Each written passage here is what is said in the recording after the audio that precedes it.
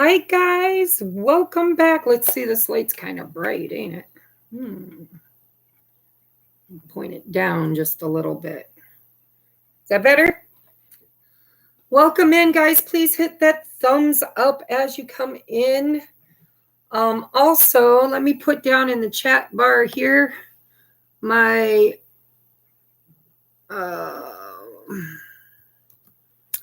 Cash app. Oh my God, I can't see that far away.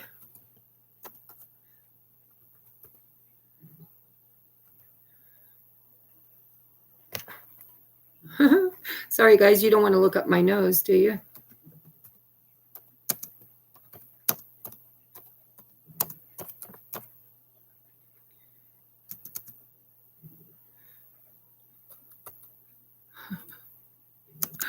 All right, I should have done that before, but what the heck. Let's do enter. Did it go in? Hi, Colleen. How are you?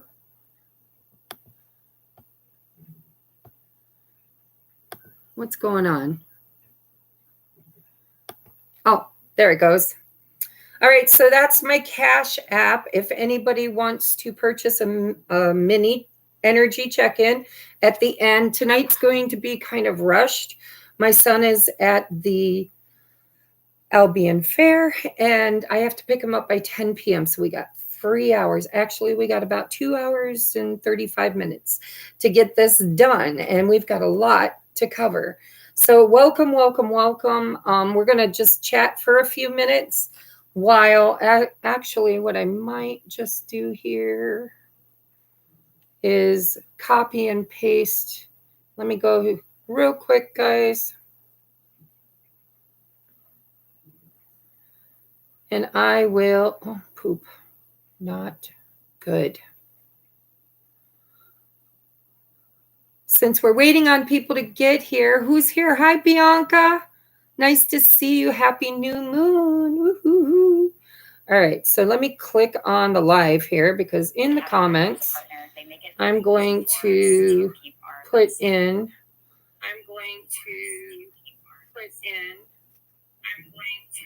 oh my God, I can hear my own voice. How annoying. Oh my God, I can hear my own voice. How annoying. And then it echoes back 3 times. All right, so I'm just going to open this up and I'm going to put in my PayPal me link. And if anybody wants I'm going to turn this down. If anybody wants a mini energy check-in, you guys know the drill. If for some reason we get cut off short because Tracy talks too damn much and I got to leave here by 9:40 to pick my kid up, or if by chance we lose our live feed and we can't regain it as we've had problems with in the past, hopefully it won't do that now because they found out there was a broken connection or something out at the back of the trailer and they fixed it. So hopefully, God willing, and the creek don't rise, we won't have any trouble with the feed dropping. But if we do, and you purchase a mini reading, then make sure you send me your question, topic, and your email address with your payment, and I will make sure you get it in a video format if for some reason we can't get to it with the live feed, but I'm hoping to get there. All right, so how many people? We got 5 people, 2 thumbs up, guys. What's up? Don't you love the Tracy anymore? Could you please just exit the chat for a moment and hit that thumbs up for me? I would so very, very much appreciate it. I don't know if you guys have noticed, but I've been doing a lot of videos lately. It's taking forever to get them to upload, but my cache is full. So as one uploads, I make it public, and then I upload the next one. And then the next day, I'm videotaping another one, and that one's in the cache to be uploaded.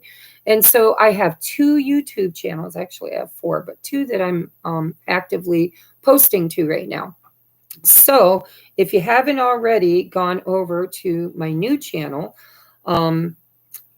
which basically is all love readings, it's sacred soulmates, twin flames, and really anybody who's on your heart and mind. But you know me, I'm going to use the energy of the runner chaser and all the phases of that kind of energy in order to heal, uplift, and awaken the divine feminine within all of us, and hopefully the divine masculine as well. All right, so where are we at? We got Julene. Hi, Julene. I miss you so much. We need to catch up.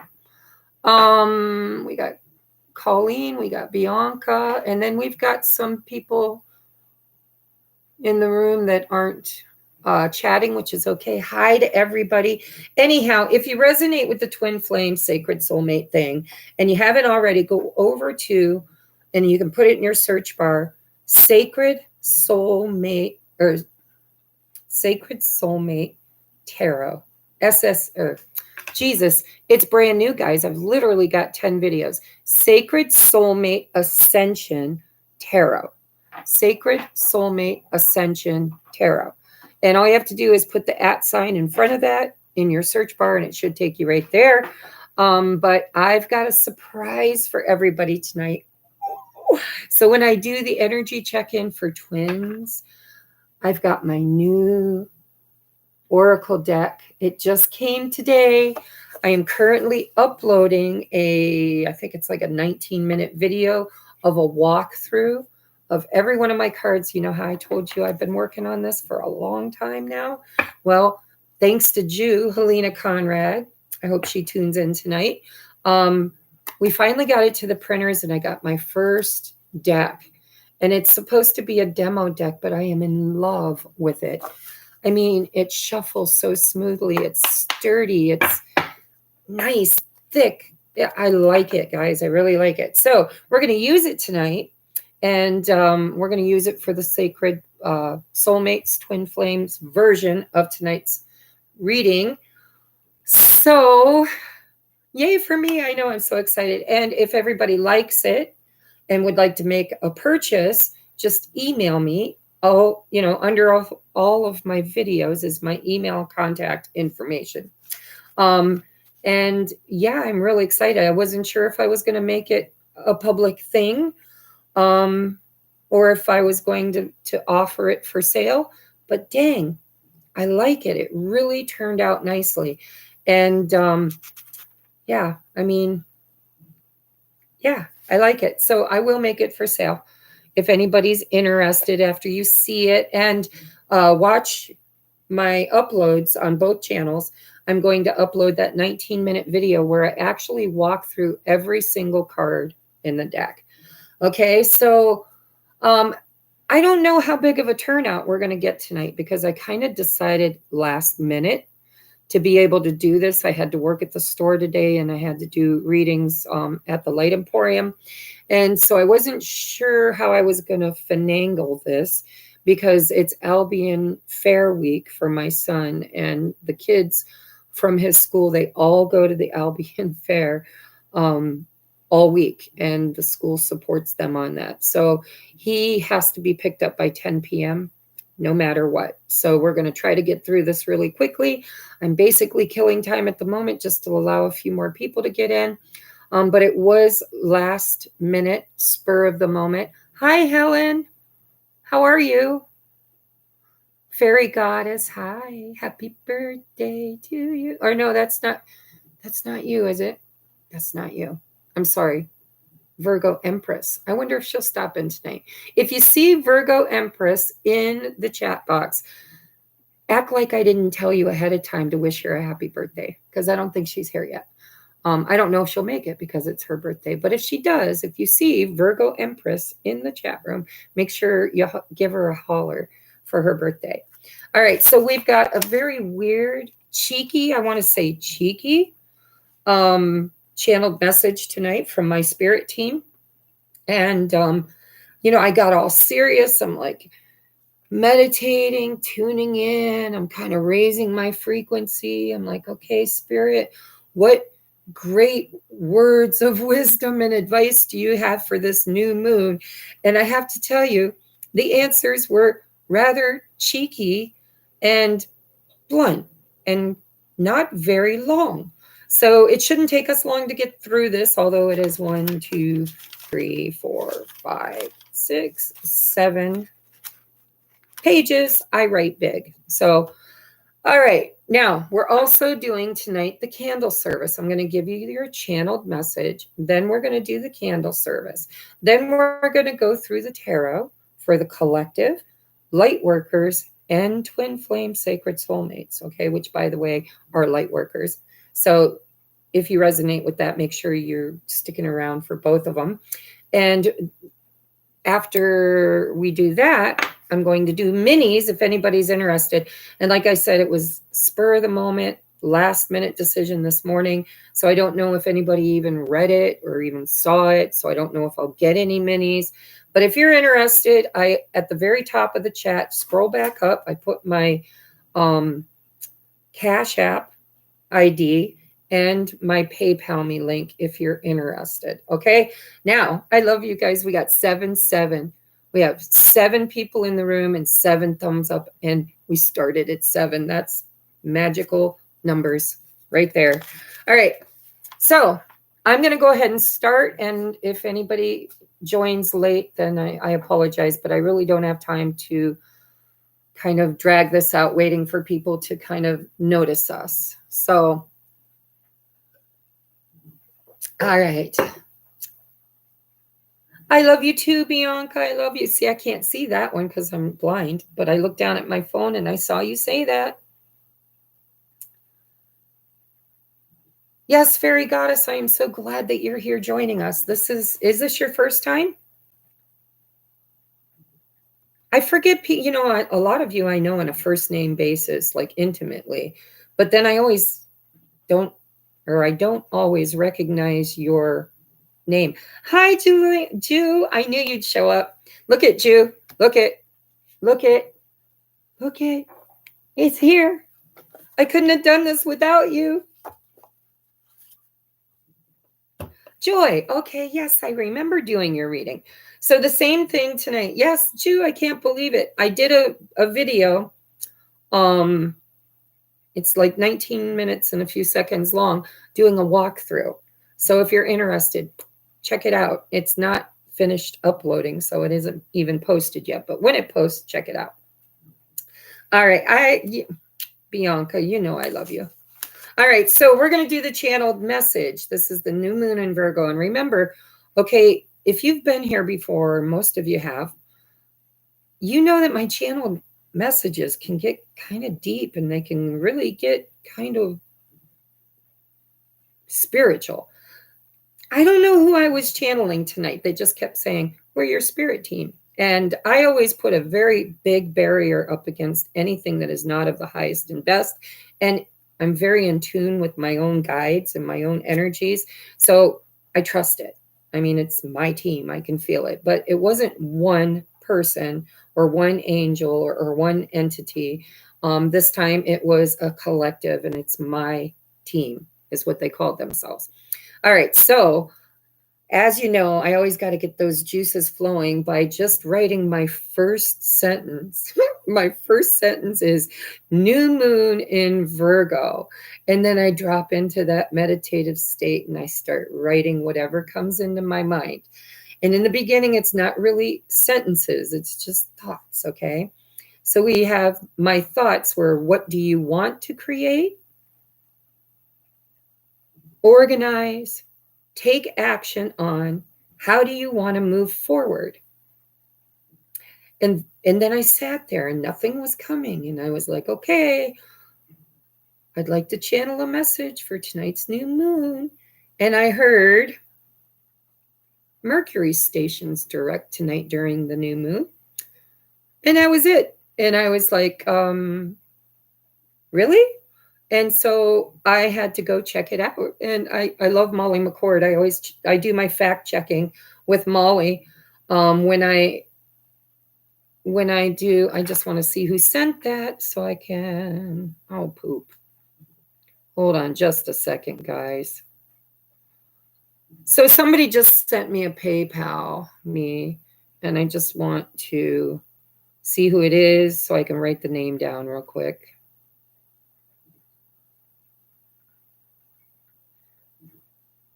They used to give you a preview so you could see who it was without logging in. But not anymore. Now you got to log in to see it.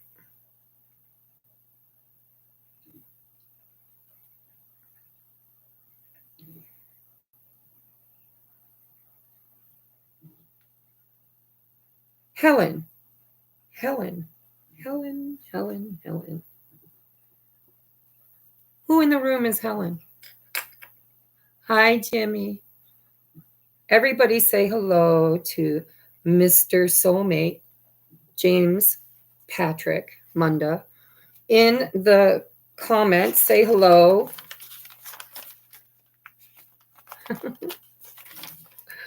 You guys know I talk a lot about my soulmate, as much as I talk about anything else. All right. So, Helen, thank you so much for your payment. It just says energy check-in, so I'm assuming that you don't have any specific question. My God. Sign out. Log out. Get lost.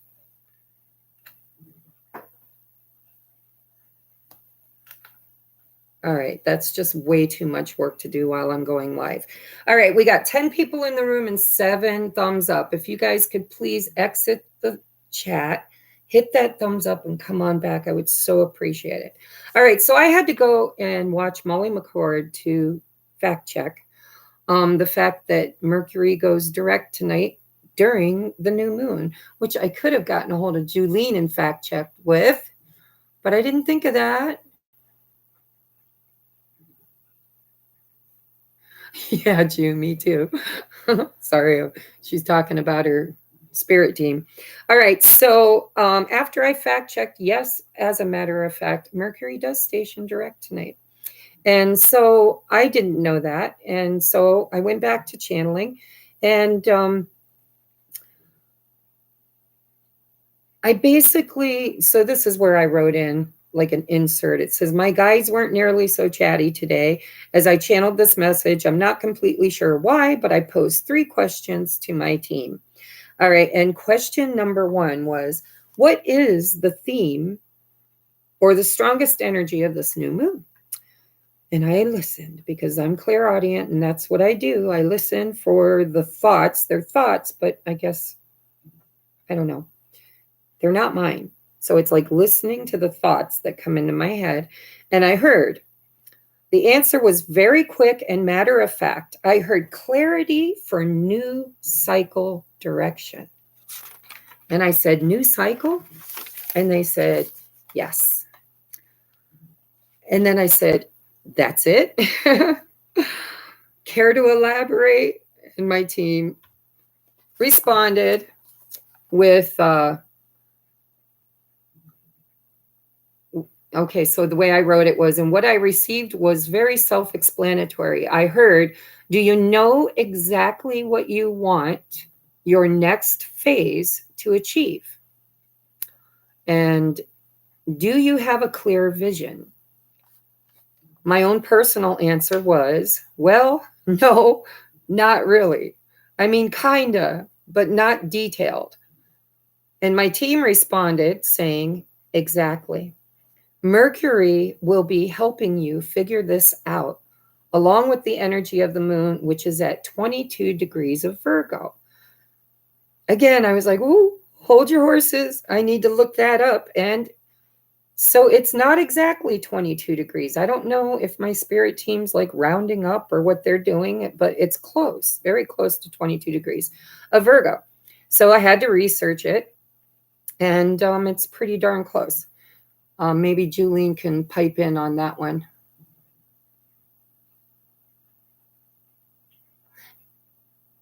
Yes, guys, don't forget to check out Julene's YouTube channel. It's called Jove, Jove, Star Astrology, right? I'm pretty sure that's right, Julene. Drop it in the comments.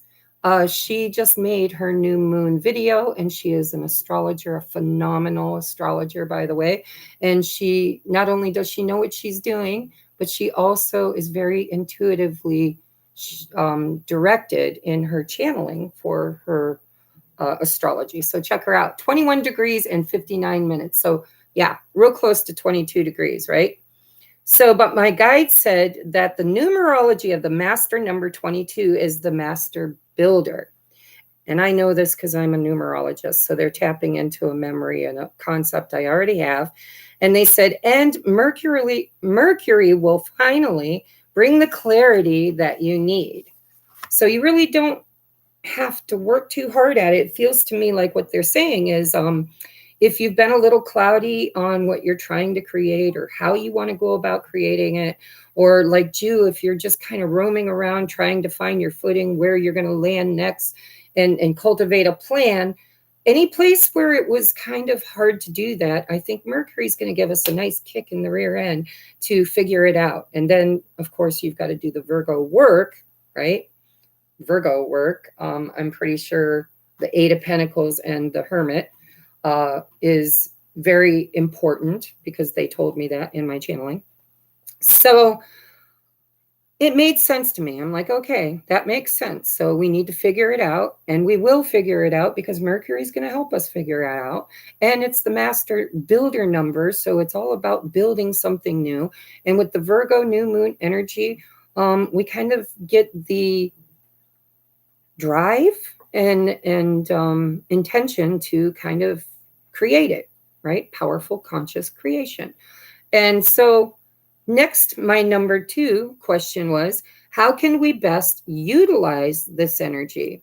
And my spirit team replied, well, as it's Virgo energy, you can best use this moon to formulate a plan and then implement it strategically. I replied by saying, oh, really? Sorry, guys. They were cheeky tonight. I was cheeky back. This is not easy for most of us, I replied. But the response I heard was, it will happen naturally. You may not even realize that you're doing it until you're already midway into the project or into the move or into your course and direction. It'll be like, oh, I didn't realize it, but I did it. I did it. We did it, Jew. We did it. Picked up too many, but we did it. You know, a creation actually. And it was the Virgo energy, because I always pick up on that Virgo energy or the cycles early. I don't know why, but I do. I tap into the energy early. And so I was already on it. I've already been organizing. I've been cleaning. I've been making lists, checking them twice, right? So again, they said by implementing strategically, it will happen naturally. You may not even realize you're doing it until you're already halfway through doing it. They said, your true north has always been inside you. And even when you get a detour, your soul and your guides always gently guide you back to your true north, your soul's purpose. They reminded me that the Virgo card in the tarot is the Hermit. And, you know, there are other ones that have Virgo energy assigned to them. One of them is the Eight of Pentacles, I believe. If not, it should be. Anyhow, and your compass or guiding light has always been the star. Think about that. The moon is a star. Well, is it? It's a lumen. What is it? What is it, Julene? What is the moon? Is it a star? Is it a planet? Is it a luminary? Is it, what is it? Let me know.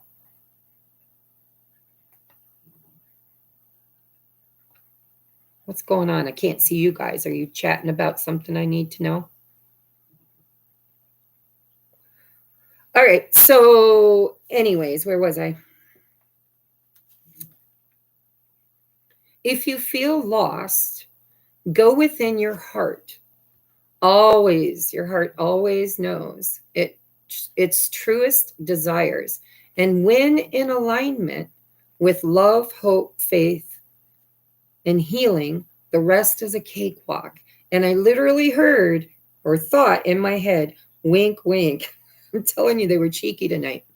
So I took a moment to kind of ponder this, and I realized that in my own life and journey, that has always been kind of true. Whenever I sat in solitude and truly soul searched, I always came up with a plan. You know, they say necessity is the mother of all intention, right? And so I reminded my team that it didn't always work out the way I wanted it or envisioned it, though, which they responded by saying, that's what it's all about. The journey and the experience has its own direction, and you may not end up where you set out for, but you always end up exactly where you need to be. And then I heard, all who wander are not lost. Some wander for the sake of wandering. And literally, I heard chuckles, laughter. I'm telling you, they were cheeky tonight. So, fair enough. The truth is, for me personally, now you guys will have to let me know if it rings true for you. It's a luminary. See, I should always trust my intuition. I wanted to say it was a star, but then I thought, the sun, the moon. Yeah. Anyhow, thank you, Julene. When I look at my own journey, I have had some really, really, really confusing times in my journey where I'm like, okay, spirit, uncle. I just scream uncle. I'm like, I don't know where I'm going. I don't know what I'm doing. I don't know why I'm here. But the moment I went back to faith, the moment I went back to, but I trust that there must be a reason why I have to climb this mountain, or why I have to face that obstacle, or why I have to wait on divine timing, or maybe I just didn't have a vision at all. It's like, oh, I just don't even know what I want, right? Virgo energy. You got to go within, the hermit. You seclude yourself, you go within, you talk to you, because you will always answer back. And for me, every time I've done it, really got serious about doing it, not just fluff, because I have resisted. I have tried to push that river uphill more times than I can count. But when I finally stop, when I finally just release and surrender and say, okay, show me the truth, no matter what the cost, I usually get a plan, and I usually find a way to make it happen. And I usually bust down the obstacles and overcome the barriers. And let me know if that's you, because if it's not, then there's shadow work that needs to be done, right? All right. So all who wander are not lost, and some wander for the sake of wandering, which, by the way, I love to do. I'm hoping in my retirement years, I just get to wander. I want to see things I've never seen, and I want to have all the abundance I need to do it, right? Remover of obstacles. Mr. Ganesha sits with me always. All right, so question number 3. What if some of us are stuck and unable to start this new cycle? And their answer was, well, too late. You already have. And there is no going back now. The old you has evolved and changed, grown.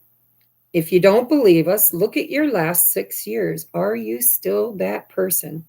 If so, then you are stuck in an illusion, a pattern of behavior, like an addiction. Not an addiction. Well, maybe an addiction, but what am I thinking of? Like a habit, a pattern. So it says, then you are stuck in an illusion, a pattern, not a cycle. Patterns are different.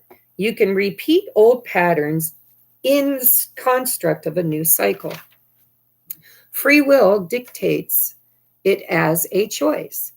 But if you are completely honest with yourself, you would admit that you now recognize the pattern, and you are aware of your behaviors and aware of your need to change them, where before you may not have. It could have been subconscious. You were not, can't read my own writing, which before you were not aware of. Why? Because all the light encoded solar flares and rays have activated your light body, and even those still asleep are activated and slowly seeing what they couldn't see before.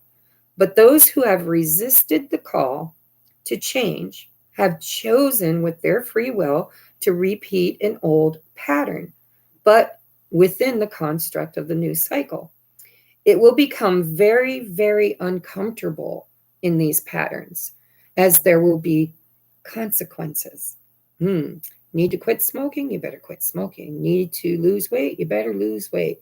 Worried about your health? You better start looking at taking care of your health. Because the way it felt when I channeled this message was, when they say uncomfortable, they mean like really uncomfortable, like change is going to happen, whether you choose to repeat those addictions, those patterns, or those, why don't I ever want this word to come to my head? Addiction. No, see, I want to say addictions. I guess that's what it is. But anyhow, they're habits. Thank you. Habits. I don't know why I can't think of that. So I don't know, guys. There's going to be consequences. They said there will be consequences. Change will happen because it will be necessary. You're going to have to. So you've already started the new cycle. Whether you like it or not, it's like time waits for no one, right? The only thing that is constant is change. And so a new cycle has begun. We've all wrapped up an old cycle, an old version of ourselves, an old karmic lesson or 2 or 3 or 100. It doesn't matter. But I mean, every time we have these alignments that go in retrograde, they showed this all to me. I didn't channel it all on paper, but they showed me, all of these planets that are doing things they haven't done in hundreds of years in ways that they've never done it, maybe all together as a group or as a collective. It's epiphanic. It really is. It is meant to create change. You're not going to be able to resist for long, because if you do, there's going to be consequences, and those consequences will create the change that you chose to avoid. Okay, I'm just putting it out there. So, the way they put it, because they're so much more polite than I am, they said life will get more complicated and eventually they will shift because they have to. All right. So since I believe I may be experiencing some of that myself, this resistance, this repeating old patterns, old habits that I know are against the decision that I've made in my own soul for what I want to create for my future. And so I'm being really squeezed at the moment to make these changes. And that's that Virgo moon. And Mercury is going to show you where it needs to happen. And I'm sure a lot of that karmic kickback from Saturn in retrograde now, I believe, stationed forward again. I can't remember, but I believe so. Habits is Virgo. Thank you. But I couldn't think of that word. I just couldn't bring it for whatever reason. So anyhow, I told my guides, I believe I may be experiencing some of that myself. And life has gotten a bit more complicated as of late. One of the biggies for me that I have been repeating is poverty consciousness. It's, losing faith that my needs are going to be met and that my wallet's not going to be empty, and that I'm not going to have to ever go back to working for the construct, the traditional, the very thing I'm trying in my mission to bring down the old establishments in order to create something better. So I don't want to go back and work for them. And, I had a lot of expenses come up all at once. And I felt that panic. I felt that fear. I felt that lack mentality creeping back in. And I'm struggling. I'm going to be honest. I'm struggling to raise that vibration back to that North Star, that lantern of faith. I know I am a powerful, conscious creator. Everything is already there, created for me. I just have to accept it. I have to open up and willingly let go of the fear, which is just a block and an obstacle to my truest manifestations. And so, not easy. So when I admitted this to my guides, which they already know, I said my life itself has gotten a bit more complicated as of late. And I asked my guides for advice on how to break the old habits or patterns or habits. I'm going to say habits 100 times now. Okay, so their response was, you can do it easily by using faith, gratitude, and love. Okay? Faith, gratitude, and love. Sounds so freaking easy, don't it? And a few visual, and then it was like almost like one of my oracle cards that get cheeky. I can't remember the name of them, but anyhow, they've always got like a little quip at the bottom that gets cheeky. I heard, so love, where was I? Faith, gratitude, and love. And a few vision boards and tools, wink, wink, okay? Which is the old energy. We shouldn't need those. We should just be able to walk in by faith, right? So then we have, I wrote, at this point, I actually heard laughter. All right, they had a nice laugh at my expense. So, but truly, it's as easy as making a conscious choice. That's what Spirit said. And then they gave me a reminder. They said, kind of like when you quit drinking, wink, wink. So you have to just make the decision. That's it. You just make the choice. You're like, no. And then you stick to it. No going back. I remember when I hit my knees and I had tried to quit drinking, I was a pretty bad drunk. I was notorious for drinking a half a gallon of vodka myself in a weekend, you know. I wasn't the kind of drunk that stayed drunk Monday through Sunday or Monday through Monday. I was a weekend drunk, but boy, and occasionally weeknight after work. But I was, you know, I was a hard worker and I never let it interfere with my job. But that didn't make me any less a drunk. I was addicted. But I remember how I quit. I tried many, many times and I fell off the wagon and I guilted and shamed myself and I felt weak and I felt overwhelmed and I just was addicted. I thought, I can't go without it. I can't function. I can't face the world. I can't do it. And so every time I would get back in that habit, which is a pattern. But I remember something shifted inside of me. I don't know what was, I wasn't spiritual back then. I was religious and I didn't know anything about the stars and planets and whatever. So I don't know what was going on, but I remember something inside of me shifted. New Year's Eve, 30 years ago, this New Year's Eve, it just shifted. It was like,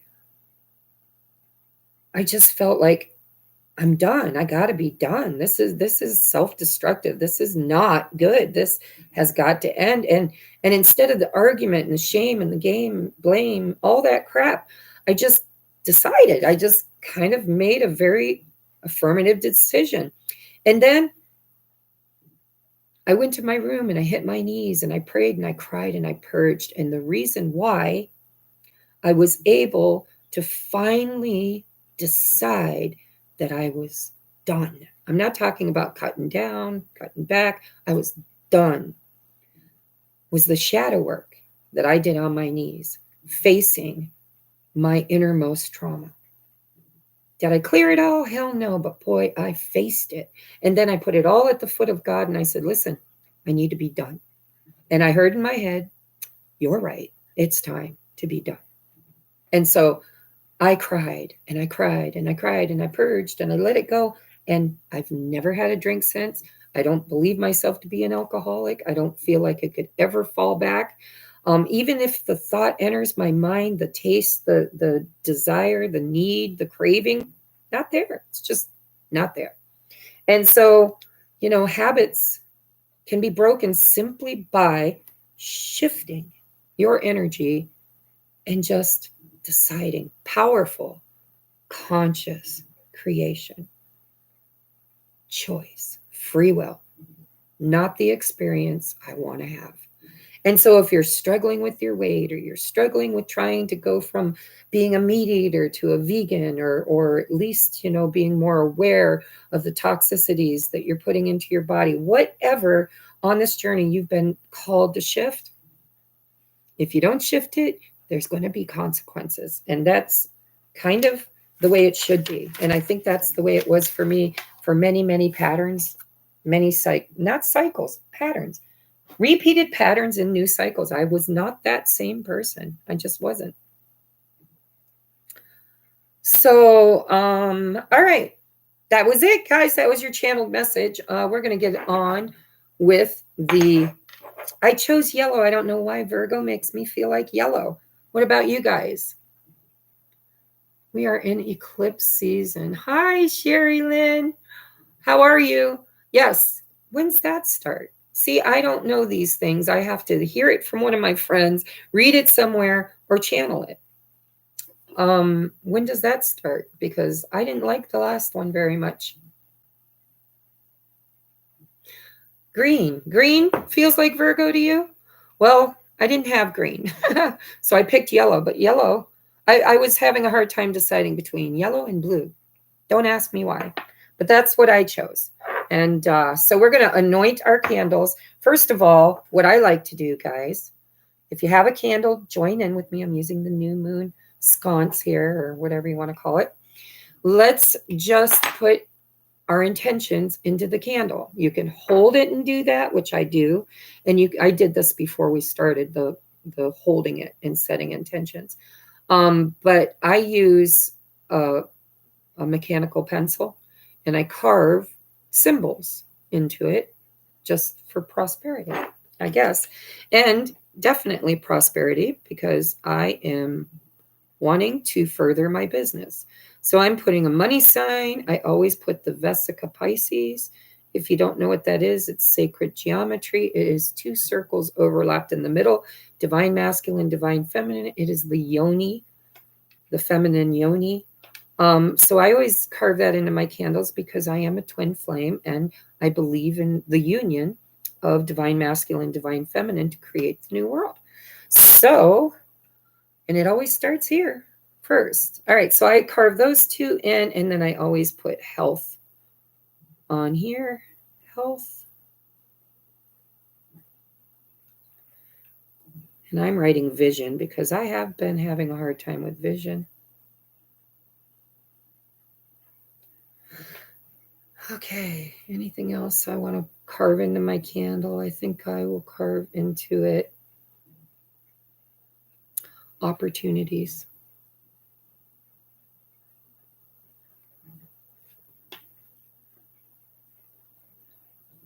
It's a big word to put on a little candle.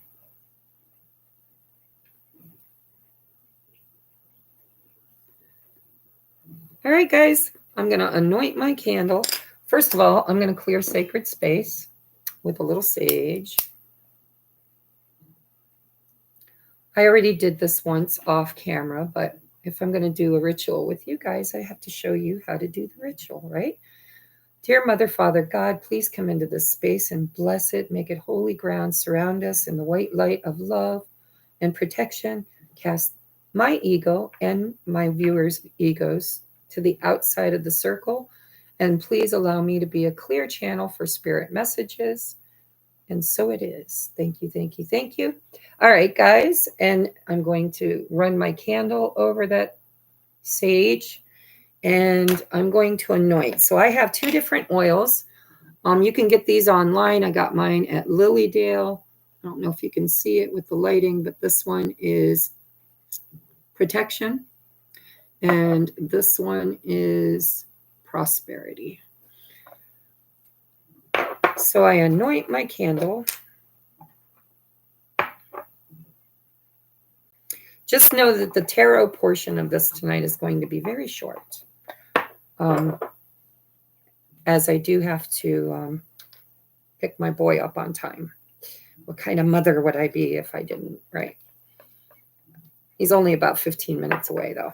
Okay, anointed candle, cleared energy and space. Something to put your candle in, and then we are going to light said candle. All right, Spirit, we light this candle with the intention of bringing in our new cycle, our new us, our new vision, our new plan. And we ask that we receive the clarity and knowing that we need to do so. And we release anything that stands in the way of that, including our ego. All right. Enough. Let's go on. I want to get my paper. So now you get out your fresh sheet of paper, please, guys.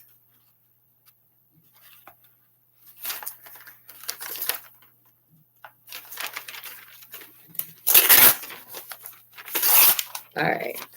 And then I just want you to take your pen or your pencil. I need to take a drink. And I need you to write it out. Maybe you don't know the answer. Maybe you're not sure of the answers. But I want you to dream big. I want you to think about what would your highest and best life look like? And I'm not talking about materialism, although that does help, right? There's nothing wrong with asking for your material wealth or your material independence, right? Prosperity. But also think about, what would you do with all that money? How would you better your life and others' lives without squandering it or giving it all away as a people pleaser? You know, are you emotionally in the right place to have that kind of abundance? Because that's what I'm trying to create, because I have a mission and I want to travel and I want to speak on big stages and I want to channel for people. I want to do healing work. I want to activate the grids. I just want spirit to guide me. And I feel like I need to travel to do that. I feel like that's my destiny. And so for now, I reach across the globe as far as I can through YouTube and through social media. But at some point when Jesse graduates, my vision for the future is to kind of move constantly, which, you know, I don't know. That's what I want. So anyhow, write it out. What do you need? What do you need for the universe to supply you with in order to create the vision that you have that hopefully is in alignment with the greatest good of all, right? All right. So I'm not even going to tell you what I'm putting on mine. You guys just take a moment, okay? Go ahead and write it out.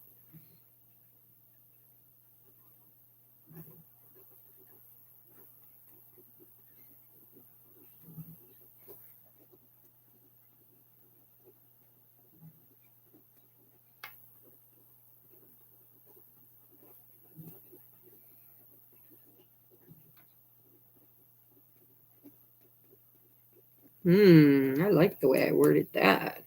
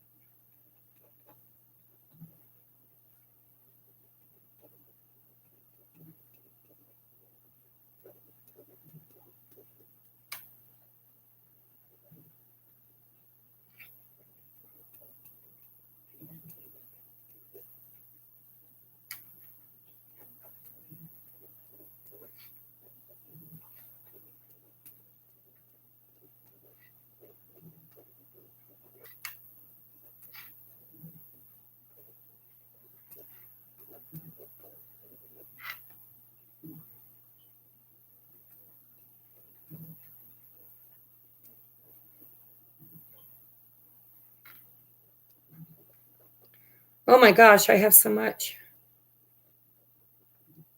Anybody just tuning in is probably wondering, what the heck are they doing? We are writing out our intentions.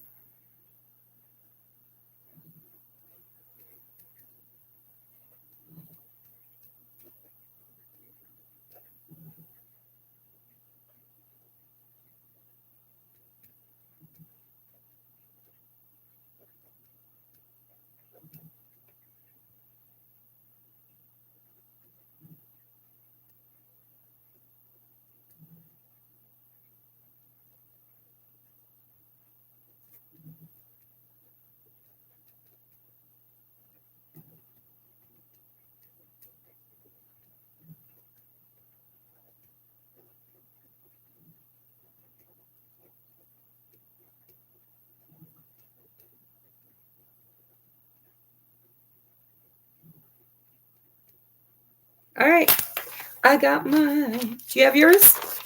How are we doing? October 14th is the eclipse. Wow, it is coming up really fast. In the sign of Libra, I had no idea. It did kind of feel like eclipses. Not eclipses. I'll tell you what it felt like. It felt like tower moments for me all summer long. Jimmy had his heart attack. My dad was not well. We've had tons and tons of doctor appointments, scares. There's been big changes in my life.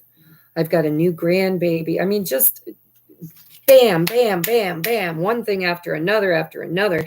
And I really lost it and wasn't able to create the way I normally do. And it's time, right? It's time. All right. So take your bowl. I'm using a conch shell. I had to put tape on mine to cover those holes up because this natural shell had some pretty big holes that came with it. And then we're going to release this to the universe. Dear Mother, Father, God, please hear our intentions and fulfill them to the highest and best outcome for all involved. And may we be mature and wise enough to handle the things that we ask for. And so it is. Thank you, thank you, thank you. All right. And then you set it on fire. And then you hope and pray, like I am at the moment, that the smoke alarm doesn't sound. I've had to do that a couple times, get up and hit the button in the middle of a live because my smoke alarm went off. You can use a lighter, you can use your candle. I mean, intention work magic is just you. You are the magic. You are the love, right? You are love. You are light. You are magic. And so all of this is just tools. That's why there was a wink, wink when my guide said vision boards and tools. You know, it's intention work does work, but it isn't necessary if you have the faith of a mustard seed. All right, how's it going? How we doing? Mine's almost done.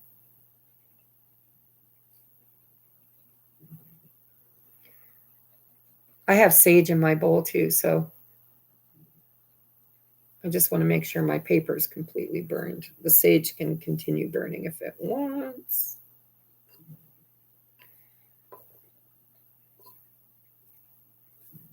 Okay. And so it is. All right, we are moving on to the next portion of our live. Now we're going to move all this out of the way. Let your candle burn to the end, unless you, for some reason, got a really big candle. You might have to let it burn till you go to bed and then put it out and then relight it the next day or something, whatever you want to do. Hi, Em. How are you, darling? I hope everything's going better in your world. You'll have to catch up with me sometime soon. All right, so tonight we are going to start with a collective message. And like I said, I do have to keep an eye on time. What time is it? 7:50. Oh, I've got time. Here I was worried. We've got time. But I do want to do, I only have one person that's purchased a mini reading.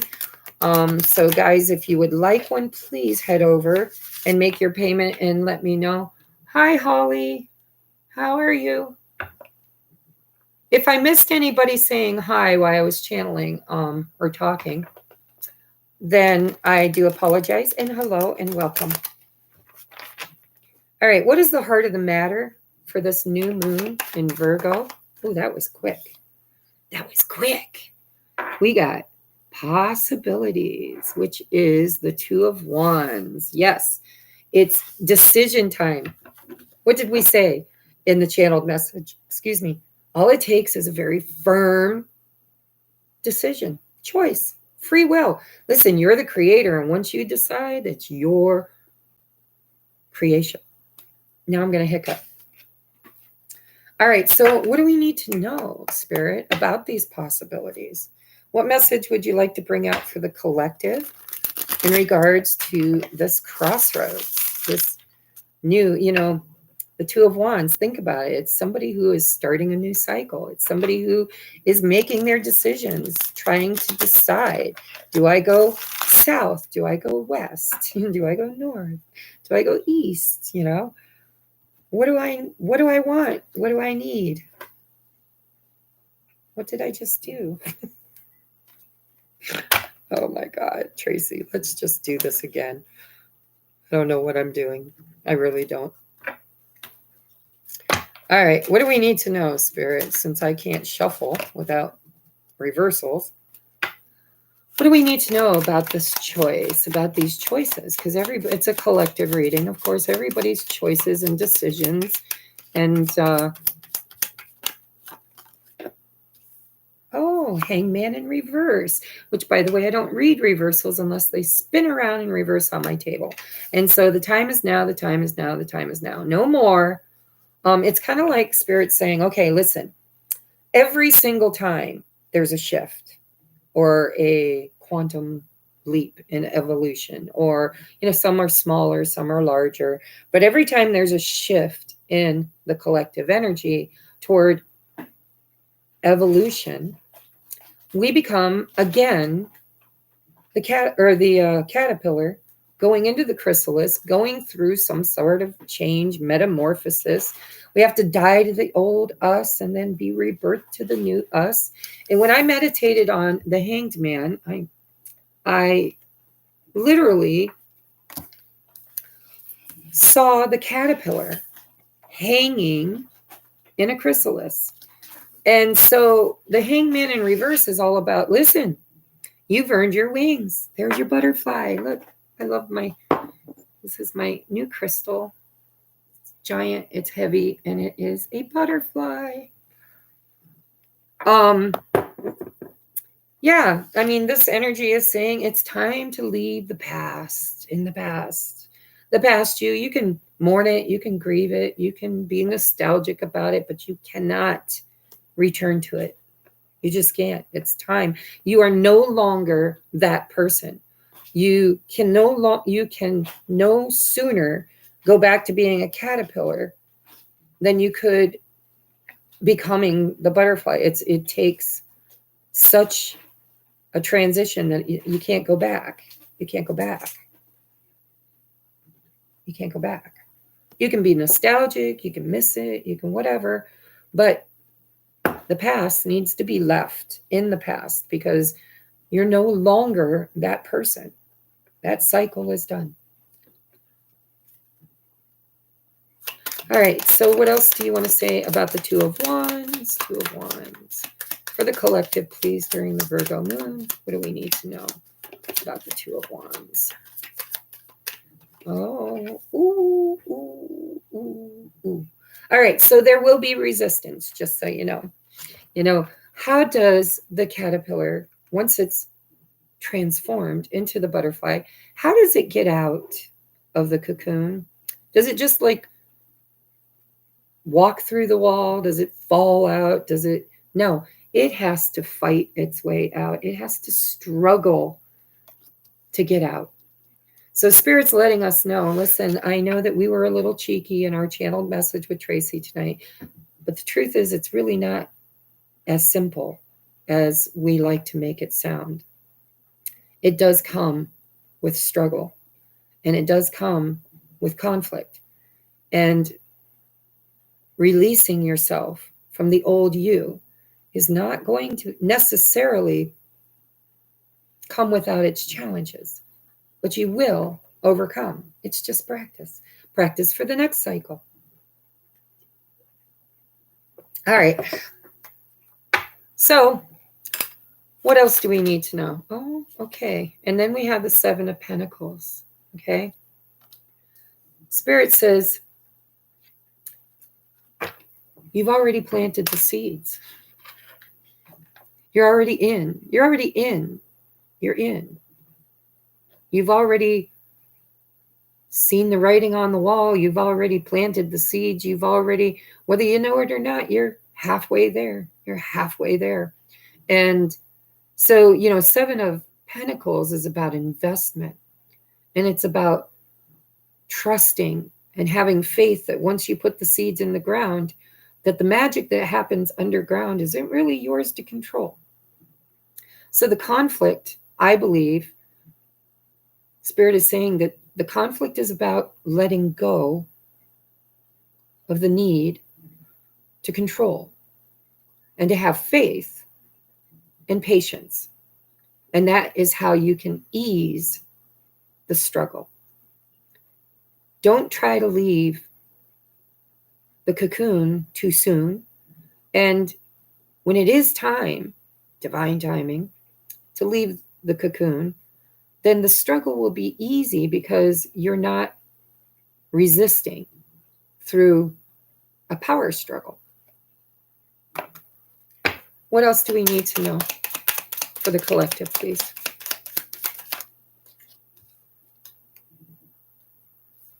I just clearly heard confusion is going to clear with this moon. This feeling like you don't know where you're going and you're lost and you don't know, who am I? What do I want? Where am I going? A lot of people, a lot of clients lately have been talking to me about, Tracy, I always wanted to be a nurse. So I went to school, I studied hard, I sacrificed, I was a single mom. I mean, I've heard some really phenomenal stories. And just recently, I've done a few readings with divine feminines who, and not just divine feminines, but, we've all got divine feminine, divine masculine in us. So that archetype is what's being activated at this time. Virgo is, Venus energy, I think. Anyhow, the Virgin. So the moon for me, what I channeled from this is the moon is basically saying that this moon, you don't have to really be able to see clearly what you're creating. 10 of Pentacles. You just got to have faith that the seeds you planted are already multiplying. And this new moon in Virgo and Mercury going direct is going to allow you to finally navigate through faith, not by sight. Okay, anything else we need to know? 2 more cards, and then I'm going to move on to light workers. 2 more cards for the collective, please. New moon. So you have a decision. Don't put it off. Try not to resist. Do the work, right? Till the soil, fertilize it, water it, and then have faith. Walk by faith, not by sight. And trust that whatever you're manifesting is going to come into fruition in your 3D experience. And remember, and I started channeling that when I did these few readings, they were talking about I never wanted to be anything else. I never wanted to be anything but A, B, or C. I'm going to use a nurse as an example, but there were 3 of them and they each had different vocations. But they were like, I was 100% certain that is what I wanted to be for the rest of my life. And I really sacrificed a lot and I worked really hard and I created that. And now I'm not. And I was happy in that for years and years and years and years. And all of a sudden, I just feel stagnant. I feel apathetic. 4 of Cups, right? I feel like, it's not as fulfilling anymore. And it's a lot of us, it won't be because it's part of the old energy that is dying. So it's going to die within you so it can die outside of you collectively. And so now a lot of these clients of mine, they're like, I need a reading. I don't know what to do. I've got options. I'd like to become a hypnotherapist, or I'd like to become I can't remember what else she threw out there, but I was like, you do realize those are all kind of holistic, metaphysical type things, right? And she's like, yeah, I know, right? Me. I never ever thought that would be me, but this is what my heart tells me is the right thing to do. And I don't understand and I'm lost. And could you toss some cards for me? And I'm like, yeah, because this is what I've been waiting for. This is what I'm a visionary, and I'm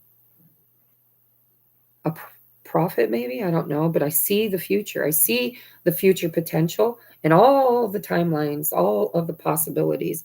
And the most prevalent one is this one.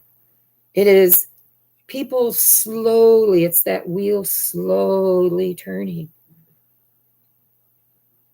and creating change. I mean, it's just creating the change. And, we keep complaining. We're like, well, the government's this and the deep state's that, and this is happening, and we're getting this. Listen, if you believe it,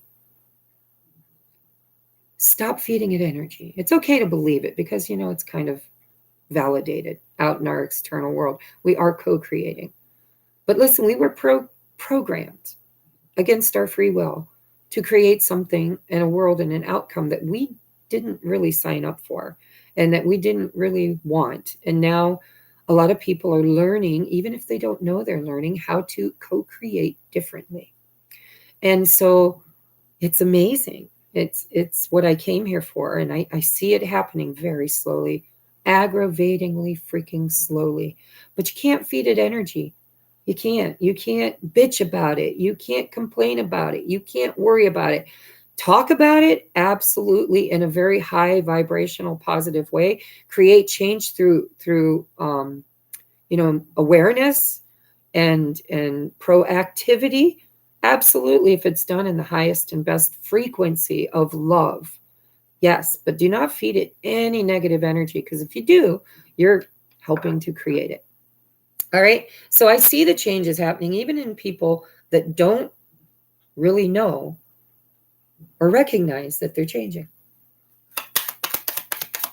2 more, please, for the collective.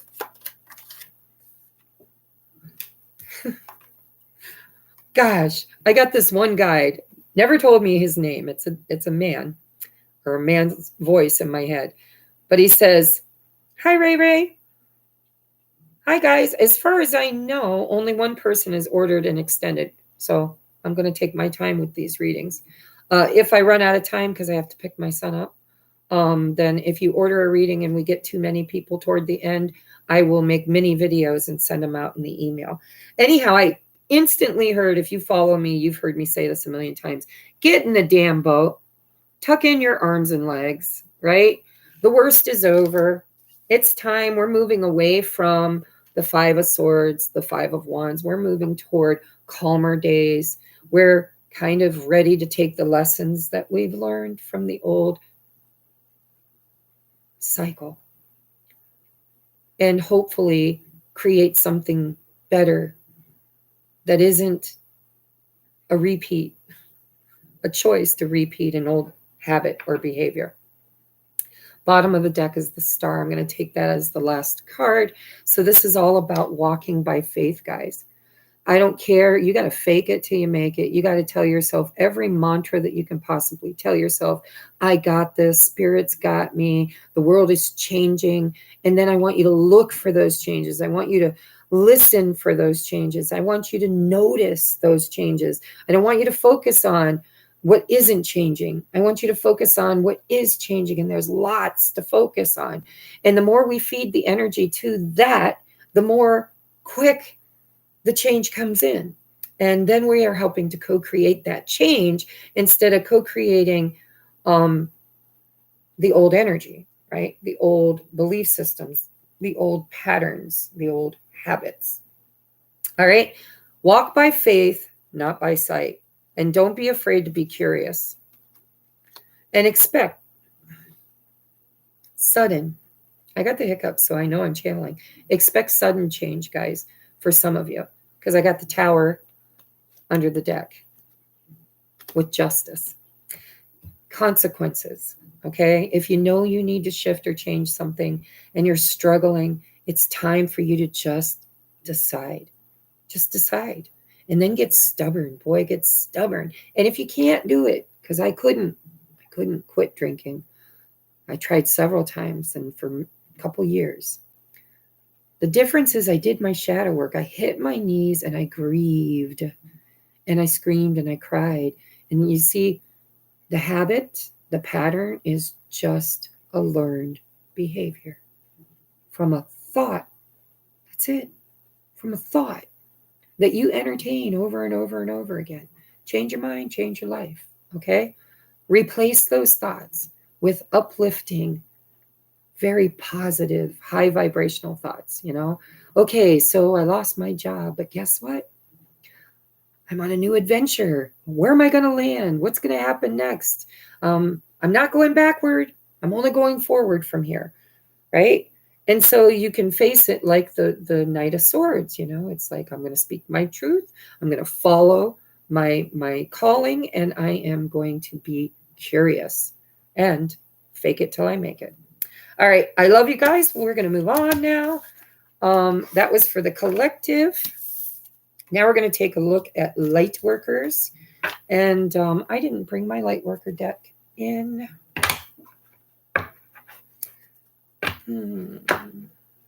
That makes me sad, just so you know. I'm going to have to get up and walk away from this camera for a hot second. I thought I was ready.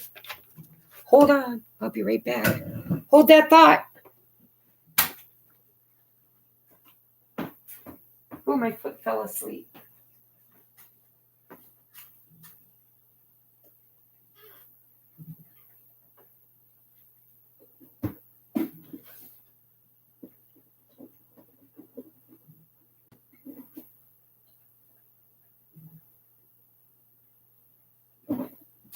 All right, damn. Can't believe I forgot. All right. I'm back. I am so sorry, guys. I didn't mean to have to do that. Light worker here, reporting for duty. What are you doing, Tracy? That is the book. I'm shuffling the book into the cards because I'm looking at beautiful Bianca. Hi, Kristen. How are you? If anybody wants to purchase a mini energy check-in at the end, then go way back to the top of the chat, and there is my PayPal me link and my Cash App. And if you can't find it, because sometimes I don't know why I can't get all the way up to the top. Somebody just sent me 25. Please let me know who you are so I don't have to log into PayPal to find out. I will if I have to, but it takes time away from our reading. All right, for the for the light workers, Spirit. Hi, Ray Ray, Kristen. All right, somebody just sent me $25. That was you, Ray Ray. I got to write you down. Where's my paper? Down here. All right. So we got Helen and Ray Ray. And my pen ain't okay. Thank you. And I saw what your question was. So, I can't leave that there. So you said check in for your journey, right? Was that what it said? It says, what is happening with my connection? Okay.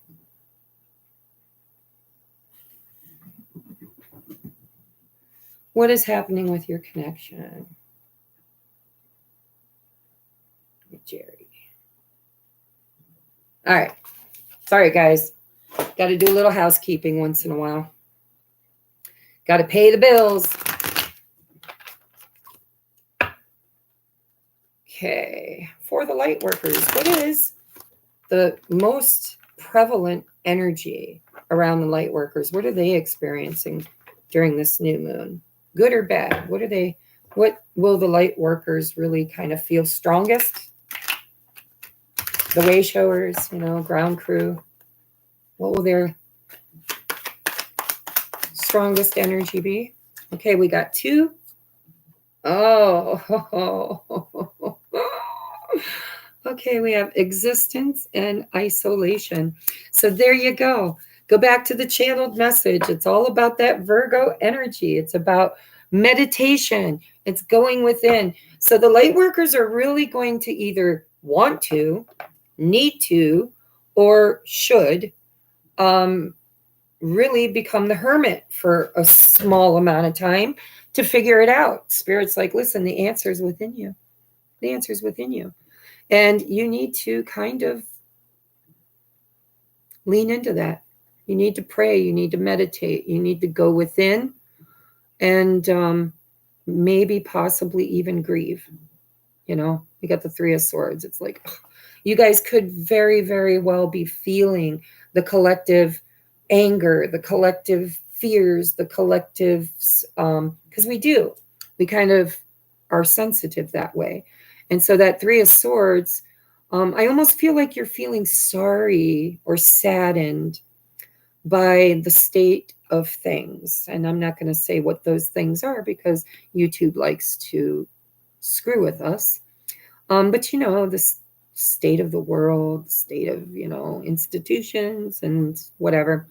I think you guys are tapped in. I think you're going to feel it, right? I mean, you've got complete opposites here. In this deck, this is the Sun. And it's called Innocence. And it's an old man who's very, very wise, and he's talking to the grasshopper. And then we have isolation, which is the Three of Swords. This is about isolating yourself, moving yourself to the side and taking time. And it's also, it feels to me like you're aware of the collective consciousness. You are tapped in to the pain, right? Empathically. And so you might be feeling it in your own life. You might be feeling it in the collective. You just might be feeling it. So, and if it's not, you tapped into the collective, then it's really what's holding you back from achieving your highest and best next cycle, right? Remember, we become that caterpillar over and over again. It's not a done deal. You don't just awaken and then transform and you never have to change again. You never have to evolve again. You never have to grow again. It happens again, right? But we're going through cycles. And this cycle is a new one. So you need, if you're struggling, you need to do your spiritual practices. And if you're feeling the sadness of the collective, you need to do your spiritual practices. Kristen, thank you, Kristen. What is your question, honey? I'll write it down. Oh my God. I am going to beat her. She took off with my other pen, meaning my cat. What was your question, Kristen?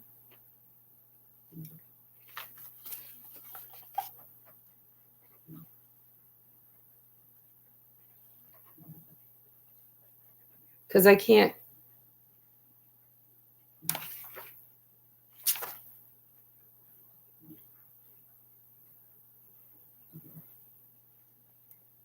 All right, Kristen, I got my pen. Whenever you're ready, let me know what your question is, and I'll write it down.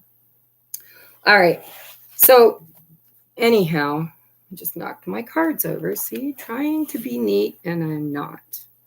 I got this new deck. I can't wait to use it. Just can't wait to use it. I swear to you, I have not used it yet. Not even on myself. I just got it today. And I just knocked it over. All right. Kristen P., could you please let me know what your question is? Because I can't see it without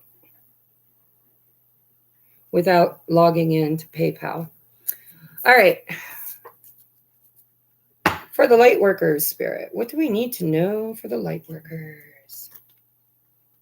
What do we need to know for the light workers? I want to know more about how to move forward with my selling my mom's house and finding a new place. All right.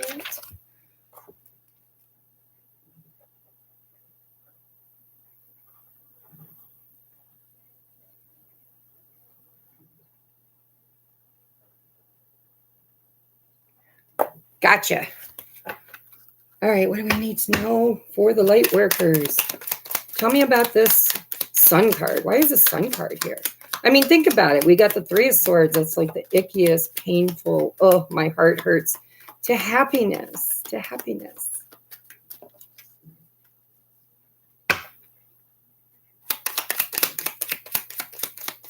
Julene, you did too?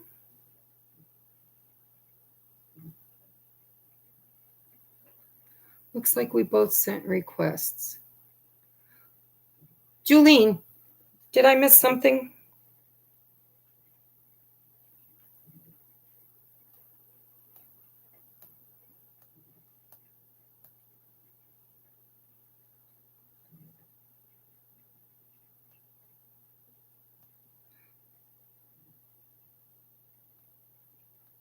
All right, Julene, I think you said that you wanted a mini check-in. If you did, text me, like message me in Messenger, and we'll get to you. I can do it like during the live.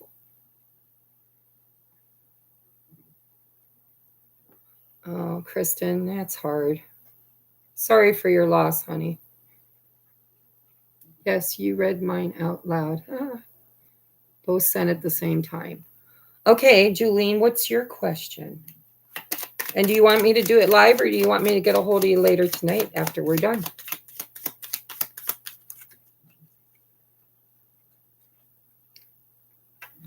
Okay. Concentrate, Tracy. The sun card. Why is the sun card here for light workers? Oh, I just heard in my head. I just heard. Listen, get out in the sun. You need sunlight. You need to get out in the sun. Don't isolate. Okay. There are light codes. Remember in the channeling, they said that there is light codes coming in that is literally helping us to make this shift and this change. And so with the sun and isolation, I don't know why, but I heard in my head, get outside. You got to get out in the sun. Bare your arms, if it's warm enough, get some sunlight.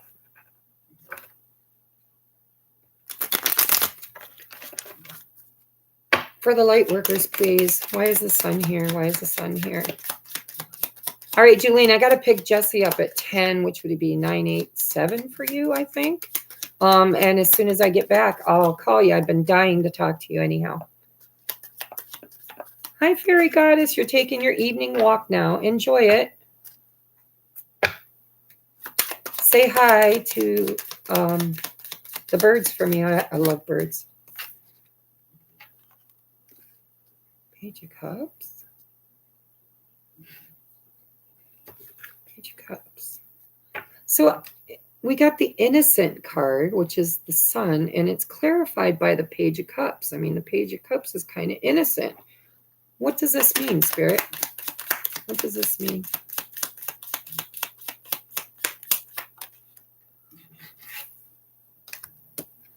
Okay, so if there's any karma, any apologies that you need to make at all, if there's anything that you feel responsible for, and really you are responsible for, and you need to, why is this saying low? That's weird. I got my phone plugged in, but it's not charging. Why?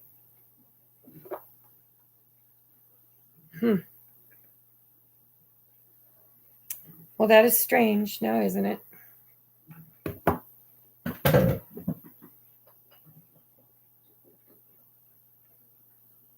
don't know. It's not working. Oh, well, if my phone dies, I won't be able to see the chat as well. So anyhow, I don't know, guys, I channel. That's all I do. Okay. I got the Page of Cups with the Nine of Wands in reverse, and I very clearly heard in my head, listen, karma's big right now. Karma's big. We're clearing karma in order to move forward, in order to grow and evolve. And so if there's any karmic debts that you owe at all, or if there's any purging that you need to do, if there's any healing, and for God's sake, don't give up. Don't give up. Okay? Keep seeking. I think really with this Chiron energy, the 9 of Wands in reverse, it's kind of like Spirit saying, listen, you know, that wound that you've been healing and clearing as a light worker, you know, that wound that you've been purging, that you've been letting go of, you might get triggered in it with the 3 of Swords. You just might get triggered like I did in poverty consciousness. For me, you know, it's like worrying about whether or not I can pay the bills or whether or not my business is going to grow or die on the vine or whatever, you know. And so I think what they're saying for the light workers is you're going to get triggered. 3 of Swords, 9 of Wands.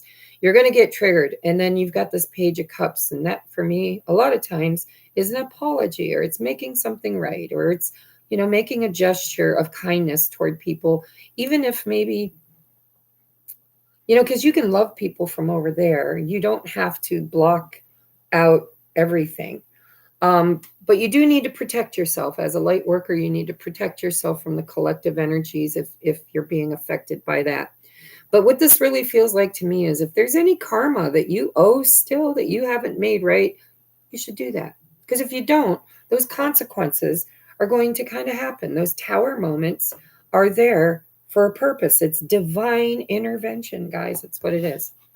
All right. So look at your Chiron wound. Are you being triggered in it during this new moon? And if you are, what grieving, what healing, what shadow work can you do around it? Because my guess is if you're anything like me, you've already done a lot of that. It's just kind of going back and tweaking and choosing again. You just got to choose again. You're like, no, no, no, that's the old me. I'm not going to go back to being the old me. I'm going to go back to being the new me. And I am going to be a powerful conscious creator. And I'm going to walk by faith, and I am going to do the work. And I am going to make the plans, and I'm going to check the boxes, and I am not going to give up. I'm not going to give up. Okay? Whew. All right. What about the 3 of Swords? Why is the 3 of Swords here? Why is the 3 of Swords here?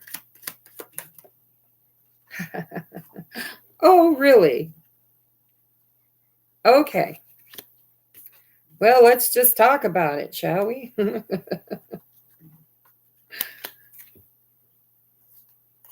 Okay. All right. I love this. All right.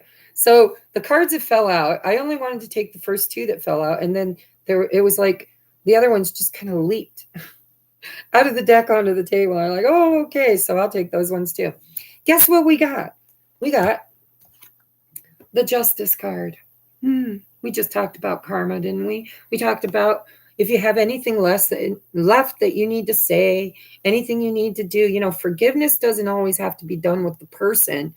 You can do that. You can do a ritual. You can do a release. You could do a forgiveness ceremony, ho'oponopono, whatever you want to do, but clear it. It's time. It's time, right? Do what's right. Be fair. Be honest. Be just, right? Do the right thing. And then we've got this struggle card again, right? It came out in the general collective energy. You're going to feel that. That's what I'm hearing. As a light worker, you're going to feel the struggle. You're part of the collective, and you are the way showers. You basically go through it first. And so if they're going to go through it, you're going to go through it. And guess what? You'll probably go through it first so that you can lead others through it. Okay? Virgo energy came in right after this 5 of Wands. Okay, that Virgo energy is, again, the struggle, the chaos, the need for change, right? Because 5s are about change. And we are changing, we're evolving, we're growing, we are, you know, coming out as something different. Spirit says, you know, for the light workers, you guys are the ones that have to go into the cave first. You have to go to God and talk to God about your devils, and you have to come out and walk by faith and hope, right? That's what's going to lead you to that Sun card. Because then we got the 8 of Wands to the Sun. This is about fast moving energy. How are you going to go from resistance, from the 9 of Wands and the 5 of Wands? You know, how are we going to clear that up with that 3 of Swords? Well, the best way to do it is to go within and to stop struggling and start searching, asking, seeking. And then your energy, you're going to get the answers. This is communication. This is like, you know, fast moving energy. And then on the bottom of the deck, and what are you moving towards? You're moving toward your new happy outcome, right? And clarity. You know, happiness comes in doses. I know that, you know that, and it takes work, because on the bottom of the deck, we got the 3 of Pentacles, and we got the 10 of Wands, and we got the 8 of Pentacles, right? And it's done through self-love. Anyhow, we are co-creators. We are co-creating with the collective toward this 10 of Cups, this sun energy, but there's work to be done. And you guys are the light, sun, twice, workers, 8 of Pentacles. And if you can't do it, how can you ever guide or teach or show the way to those that you are here to show the way to? And so, you know, we have to go within and find the answers. And the answer is always there in the cave with God and the devil. Really. The sun and the 3 of Swords. All right, let's get you some advice. How do we kind of handle this? Like, what can we expect? How do we handle it? What's your advice?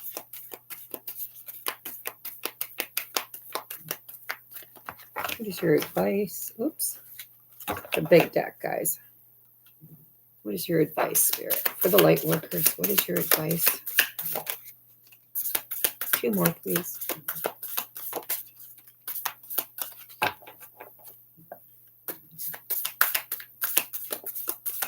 All right. I will take 3, Spirit, and the bottom of the deck. Ooh, ooh, ooh, ooh, ooh, ooh. All right. First off, the message I got very clearly is your ancestors got you. They got you. The past, it belongs in the past. But the ancestors, all the knowledge that they have, you don't have to worry about it. It's never going anywhere. They're there to support you. We have hidden secrets, lost wisdom. Go within and look a little deeper. Ancestors, star ancestors. All right, on the table, we have portal. Doors are opening. You decide. Rewards and wild card. Guys, what have I been channeling? Opportunities, decisions, choice. I know you can't see it because it's not going to clear, but it reads portal. This new moon is a portal. Doors are opening. You get to decide which ones, 2 of Wands, that you want to walk through. There are lots of rewards waiting. All right. Then we have, it's funny, we had star ancestors, and now we got star family. I know, it's too blurry. It says you're part of a team of souls. Call in support. Yeah. You guys, I'm your support. I'm sure you've got other teachers that are your support. You may have become a teacher. You might have friends, colleagues. You know, I've got a lot of people, peeps, my soul tribe that I lean on, and they lean on me, and it's profound. And so you are part of a team of light workers, a team of souls, star family. Ask for support, okay? Ask for ancestors to support you. Ask for the dragons, the angels, the highest and best of the highest and best for source, right? They're there at your disposal, and they can't intercede without permission. And so if you're trying to do this all alone, why? And I find myself doing that a lot. I forget to pray. I forget to just ask, say, hey, I have a need. Can you please help me? Can you please just help me? Right? I forget to ask. Or sometimes, because I'm in this thing where I want to be a powerful conscious creator, I just say, show me the way. Show me the way. And I will decide, and I will create, and I will know. Give me the clarity I need, and I will know, and I will make the right decision. Justice. All right. Then we have the golden children. Inner child, tenderness, innocence, and rare gifts. So that could be a thing. There could be like a baby boomer thing of golden children, because we do have the sun twice. And it reads innocent in this one deck. And we've got the Page of Cups. And now we've got inner child, tenderness, innocence, and rare gifts. So Spirit's telling you, you have rare gifts. Your inner child is kind of needing to be healed, so that you need to be gentle with yourself. Thank you, Spirit. That's what I'm hearing. You need to be gentle with yourself. Okay? You're rare and you're special. And you're not necessarily the chosen ones. You're just the ones that chose. Okay? But because you chose, you have come into this life, this incarnation, with gifts that other people haven't really tapped into yet. And that's why you're the way shower. It's why you're the light worker, because you teach others how to tap into that magic within them. But there is a big focus around Chiron energy, around healing your wounded warrior, about healing your inner child, about being gentle with yourself, about being gentle with others, about being willing to go within to get the clarity and the know-how that you need and to do the right thing, right? No matter how big of a struggle it might be to make the right choices, sometimes the right choices aren't tender. Sometimes they're harsh. I saw the Queen of Swords several times while I was shuffling, and I was like, she didn't come out. Thank you, thank you. But she's there, and that's those healthy boundaries and strong conviction. Okay? So that's for you guys. I'm going to move on now to the Twin Flame Sacred Soulmates. And I'm going to use my new deck. I've been just chomping at the bit, guys. If you are new into the chat room, I printed finally my Twin Flame. It's actually called Sacred Soulmates Oracle. All right, it's a Sacred Soulmate Oracle, and I finally printed it. This is the only deck in its existence, but I do have ownership rights to print it and sell it on makeplayingcards.com. You can find it on there. And if you like it, we got our first card, by the way. I thought I just dropped it, and Spirit said, that one's for you. You're talking too much. All right. Anyhow, if you'd like to purchase the deck, email me. I'll tell you how you can get it. Okay. And I'll tell you how much, which I have to do some research to figure out how much it's going to cost me. All right. We have Spirit talks to me too, being guided. So Spirit's trying to tell the twins right now. I wanted to know, Spirit. I'm going to put that back. Well, no, I'm not. I want specifics. So I'm sorry that it fell out. Spirit wants me to say that the twins are being divinely guided right now. Both twins. It's communal energy. We're talking about the sacred soulmates, the twin flames, those who are on the ascension journey toward union. All right. So Spirit's talking to them too. Spirit talks to me too, being guided. So that could be whoever you're in separation from, your twin. All right, Spirit, I love my new deck. Give me clear, concise messages. Where is the divine masculine currently in his energy? Okay, that might be true. I have to clear, guys. Divine masculine's energy, please. Where's divine masculine's energy currently during this new moon? What can we expect for energetic phase, new cycle for the divine masculine, please? Divine masculine. Where is the divine masculine? Ooh, ooh, ooh.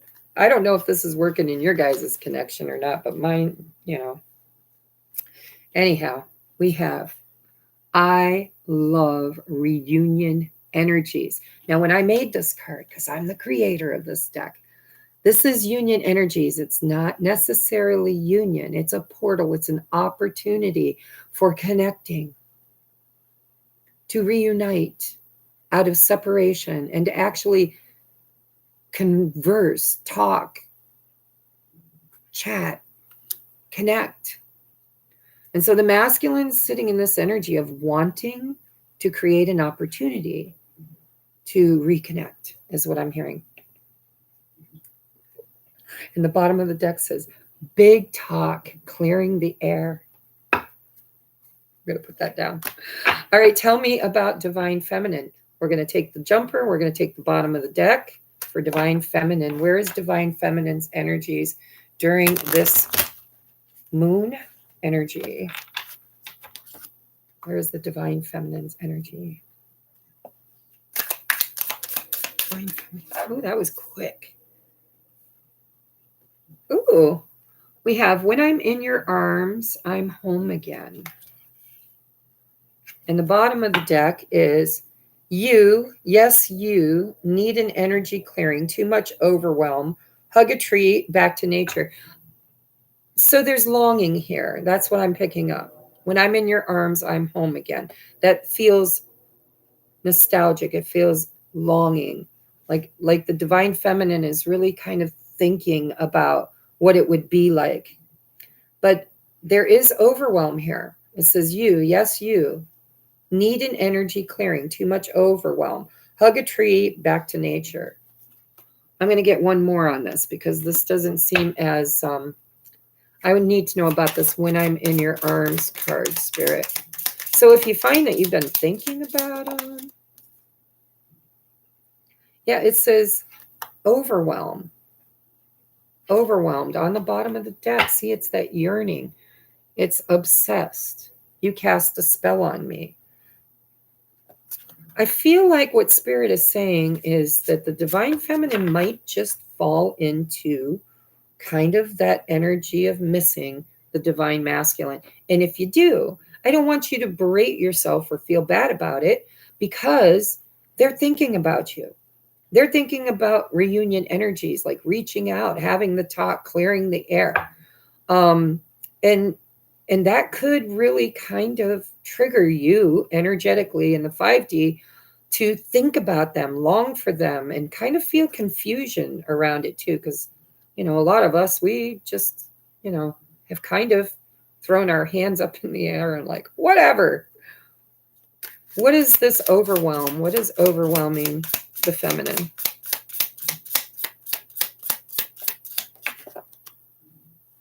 Yeah. Salute, chaser, codependence, longing, addictive behaviors. Tower moment on the bottom of the deck. I'm going to be honest, I haven't experienced this. But I read for other divine feminines and I see that there are some that are experiencing it. And I remember Spirit telling me there were 3 waves of sacred soulmates, twin flame. They didn't call them twin flames in my channeling. They called them sacred soulmates. 3 waves. I never got clarity on what those waves look like. Is it age groups? But I think it's a frequency. And when we reach a certain collective frequency, the next wave is activated. I think that's the way I look at it. And so we could be picking up on a wave of divine feminines that is more dominant right now in the collective. Spirit talking to them, guiding them. All right. Let me see. What do you have here, Spirit, for, okay, what about the first wave? Let's ask about the first wave of twins. What's going on with the first wave?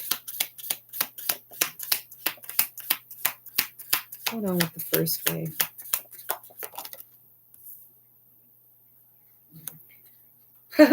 All right, so first wavers are clearing their karmic connections. So we have, I don't want to lose half of everything. Assets are a block to my leaving. But then we have under construction. You can't fix me. That's my job. And so I also know this to be true for many, more than a handful, many more than a handful of my divine feminine saying, my twin's going through a divorce. My twin moved out. My twin and his karmic after years and years of being together are finally separated. And they're going through those tower moments. Things are falling down. And they're working on themselves right now. So the first wavers, which I'm probably part of. I don't know for sure, but I know that my twin is going through a divorce. I'm good for him. I'm happy for him. And I also know that he's bettering himself. He's took a hit, a big hit, and it's karmic, right?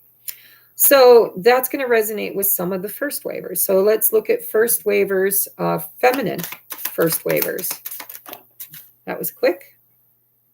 We have surrender, attachment to the outcome. Get in the boat, let spirit take the lead.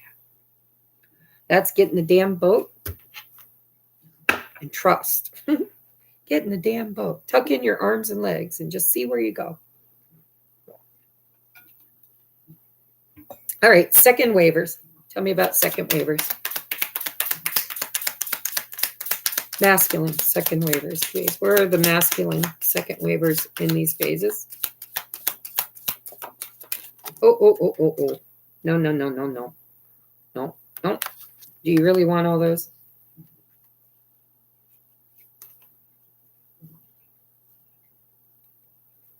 I don't want to take all those. I'm going to clean that up. Got to clean it up, Spirit. We need to clean it up. Masculine second wavers, please. Masculine second wavers. Masculine second waves. Ooh, we got Three of Swords. Betrayal. Some of them are still in those third-party situations. They're still in that energy. All right. Second wave feminines, where are they at? So first wavers are breaking the karmic connections. Second wave masculines are still in it, experiencing it, creating it, whatever. In the thick of it. Feminine, second wave feminines. We have, surprise, manifesting union. And we both need to do more healing before we can even consider this. So what I like about this is magician energy. And this is the second wave divine feminines recognizing that this separation is necessary in order to manifest union. It's all about going their separate ways. We come in and we activate and trigger, and then we go out. And so the second wave feminines are, I want to say, a bit delusional, maybe, because, the magician sometimes is a trick, right? Sleight of hand. I feel like they've convinced themselves that they are manifesting union, right? Which they are. It's not a trick. It's just a mindset that I think Spirit's saying that, before even considering union, there's more healing that needs to be done. And so that might be the wake up, the epiphany that the divine second wave, divine feminines realize is that, it's back to the drawing board. Back, not necessarily the drawing board, but there might be a trigger in there. And I'm going to tell you something. I know somebody just recently, so I wonder if she's a second waver, that just told me that she was so certain that they were going to get back together, that they were going to have union. They were calling, texting, going out to dinner, they were getting along, and then all of a sudden, poof, ghosted again. And she talked about, well, I guess divine timing isn't ready. We're still healing. We're still working. All right. Third wavers, new wave. Talk about the new waves. What's the new waves? Where's the phase of the new waves?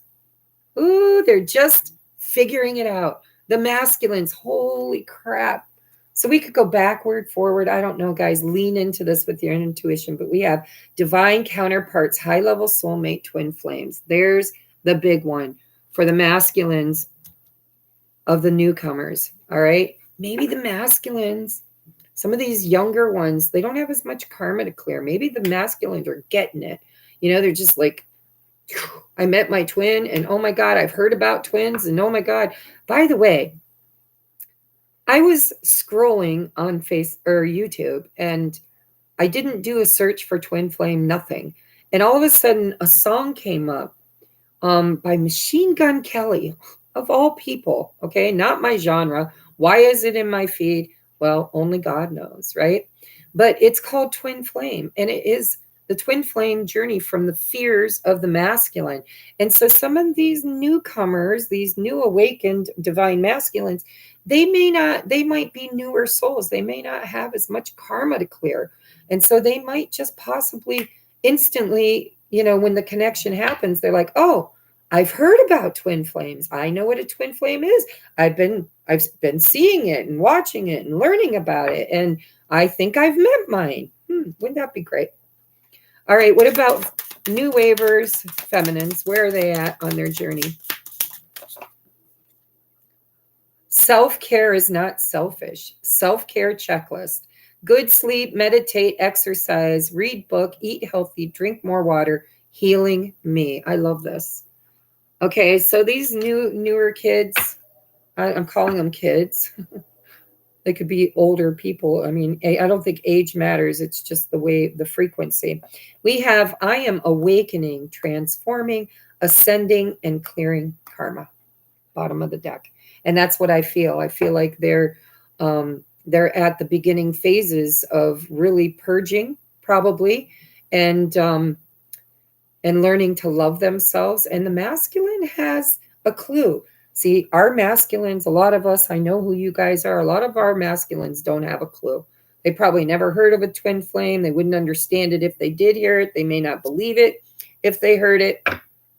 But I think these new wavers have been exposed to it, maybe through friends or other people or first wavers or second wavers, or it just shows up in their feed or whatever. But I think the divine masculines are aware, activated, whatever that looks like in the future, we'll have to look at. All right, so that's my new twin flame deck, and I love it. I love it, love it, love it. I intend to use it with tarot in the future. But for now, I have to kind of keep this quick because I've got about a half an hour to do these mini check-ins. Last call for mini check-ins, guys. If you would like a mini check-in, please go pay now. The links are on my community tab. There's Cash App, there's PayPal, or if you've gotten them from me before, you probably already have me in your PayPal or Cash App. But make sure you drop in the comments. Make sure you drop in the comments and let me know that you prepaid, because I don't want to have to take time away from the live to log into PayPal. Right now, I've got 4 people, 3 live, and then I'm going to do Julien's when I get back, because that's a hell of a good excuse to talk to my girl on a new moon. Holy crap, I'm looking forward to it, Jules. All right. Can we get advice for the twin flames? What is the biggest block right now? What is the biggest block to the divine masculine collective? All of them, every one of them. Biggest collective block for divine masculine at this time. What is the biggest block for divine masculine at this time? All right. So we have coffee cup. This has already happened for some people, I know for a fact. Meeting and conversing, savoring the moment, feeling uplifted, sharing friendship. It doesn't mean they're doing it. It means they're desiring it. Some of them are wanting to, some of them have, some of them will. All right. And then we have the butterfly, relationship evolving to the next phase, healing the inner child through growth.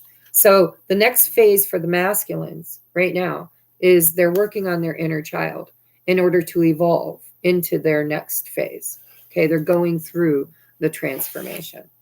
All right. And it's because of you. The mirror is on the bottom of the deck. Relationships reflect our wounds, introspection, self-image, mirroring each other.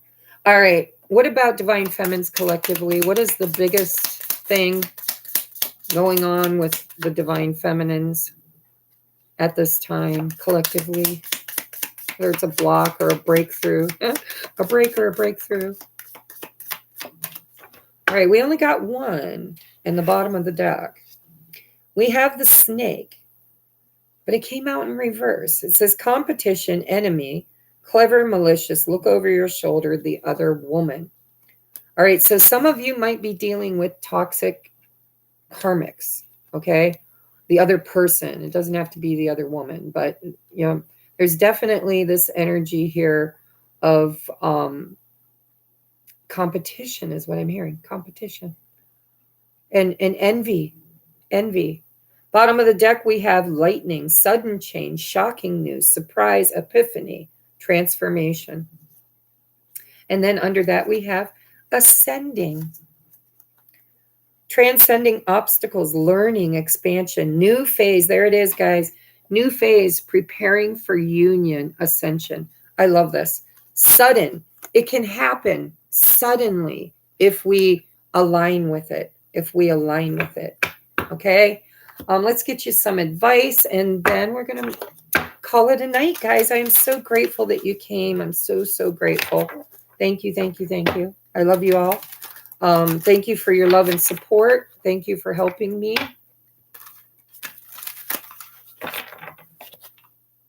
All right. What is going on here?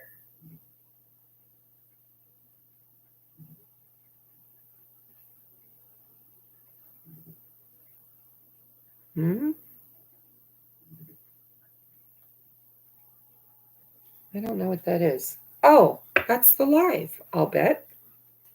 It said a video was uploading, so I don't know. Maybe it's the live that's uploading because I already uploaded my other video. I just haven't made it public yet. If you haven't checked out my new deck, I did a walkthrough in a little 19.5-minute video, and it's already uploaded. I just got to make it public after this is over. All right. Advice for the twin flames, please. Ooh. Earth School. Life lessons, soul growth, study, and higher learning. For the twins, sacred soulmates, divine counterparts. Advice, please. Advice for the divine counterparts. We have I remember, soul plan. Look, Virgo plan. The fated life versus the destined life. Wow.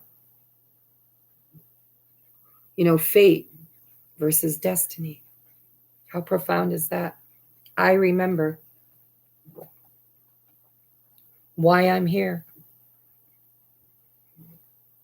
And Julene just posted her new video. So if you're interested, go check it out. It's Jovi Star.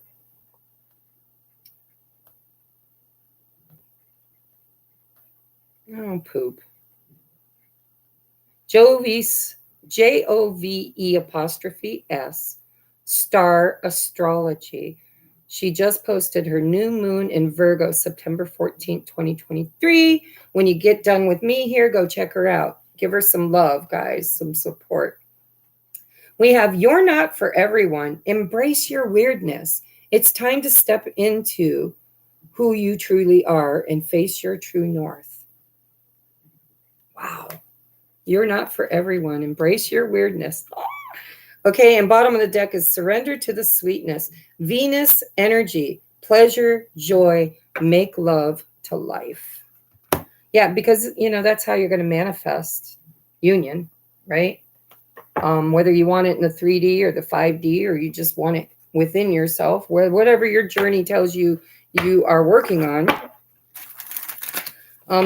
Bliss, happiness, joy, gratitude. That is union. We are all one. We are just love. That's it. We are all love. Advice for the twins, please. Advice for the twins. All right, we got two in the bottom of the deck. We have reliability. I am reliable. When I say I'll do something, I take whatever that something is very seriously. This applies to all commitments, even the ones that may have seemed small and insignificant to a less reliable me. From now on, flaking is just for dandruff commercials and the cereal factories. So Spirit's saying, you know, it's kind of time to show up and be reliable and do what you said that you would come here to do. All right. And we have a bonus card, and it reads thoughtfulness. It's time to put your money where your mouth is and have fun showing your love. Think of all the little things you can do to show a person you love them. Then stop thinking of those things and actually do them. Is it time to hide a note in someone's pocket, make them a snack, order them a book? Anything thoughtful can be seen as an act of love. Even taking the trash out to the dumpster, unless you're dating the trash, in which case, don't take it to the dumpster, take it somewhere fancy. Wow, who would have thought that being so full of thoughts could be considered thoughtful? And then we have, so this is giving love, being thoughtful, and the bottom of the deck is receiving love. Okay, get down, kitty. It says, I open up and allow myself to, you're not taking this pin. I open up and allow myself to receive love in all ways, from all directions. It may seem scary, but it's better than receiving audits, bed bugs, or hate mail. I receive love, I am love, and it feels so good that I decide to receive it some more, and then some more, and maybe just a wee bit more. So you have to be open to receive love, because underneath the receiving is boundaries. So it's nice to have healthy boundaries, but don't be building any walls. All right? Don't build any walls. All right, guys, I love you. Thank you so much. Thank you so much. The internet gods have been with us so far, so I'm so grateful for that. I'm grateful for you being here.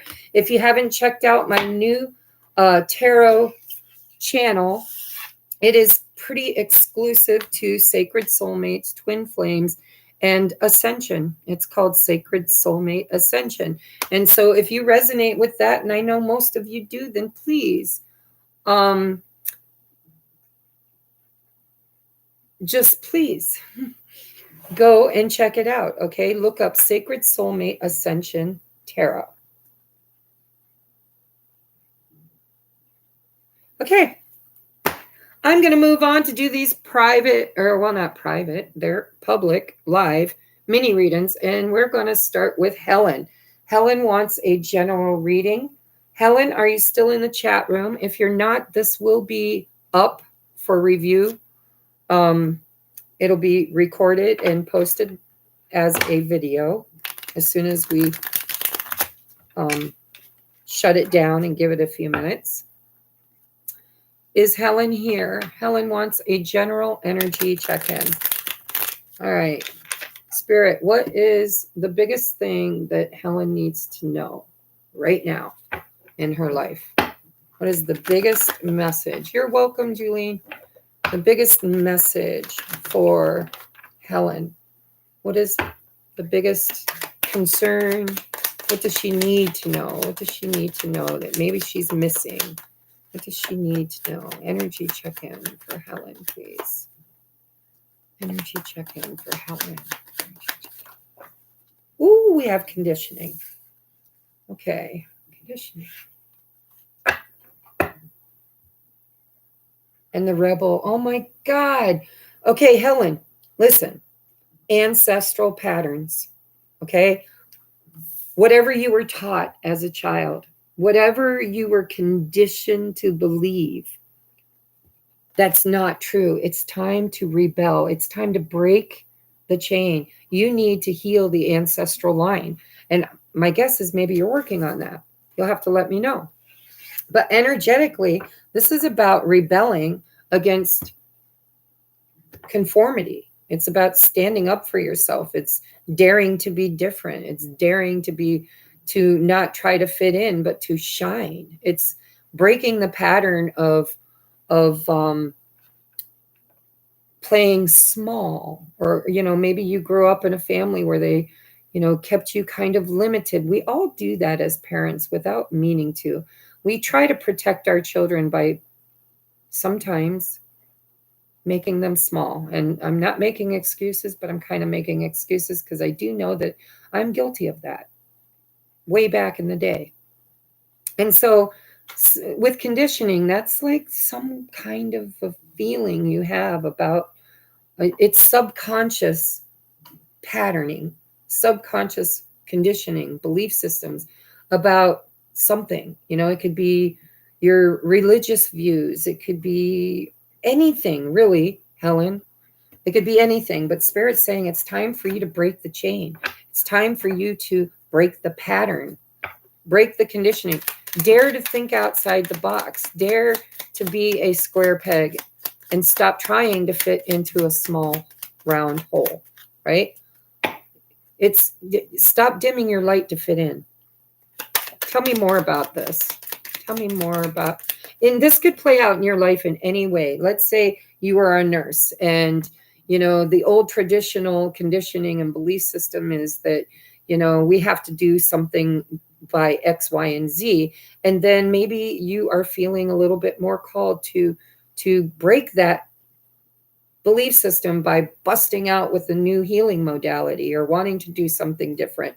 There's many ways it can manifest in your life, but whatever you've been trained or taught to believe is true, if it doesn't sing right in your heart right now, Spirit's telling you it's okay to break that. It's okay to break away from that and rebel against it. It could be in your job. It could be in your marriage. It could be in a relationship outside of your marriage, friendships. It could be, family. It really could manifest anywhere in your life. But if you lean into it, I think you'll know, because it's something you've been wanting to break free from. It's a thought process or a habit or an addiction or a religion or just, something that you need to really break free from. And it's conditioning. All right. What else do you need to know for Helen? Tell me about this conditioning. What's going on?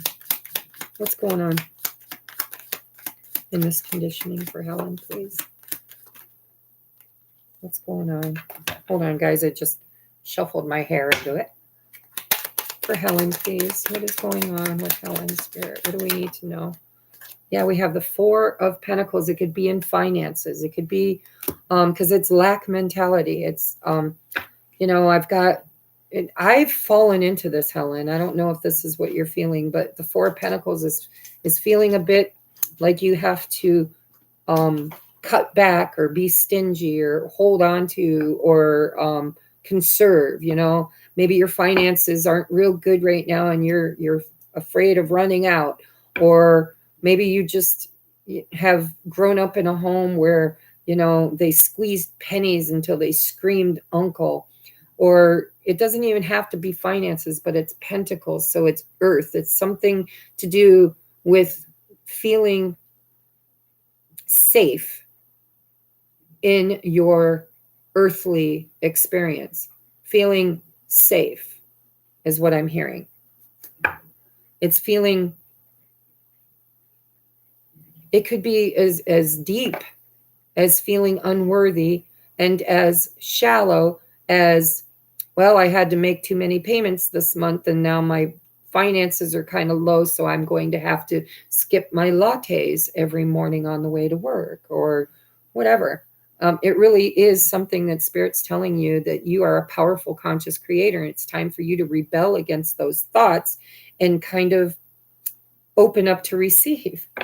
You must be a light worker, Helen. Tell me more. What do I need to know for Helen? What is this all about, Spirit? Page of Cups. One more, please, for Helen.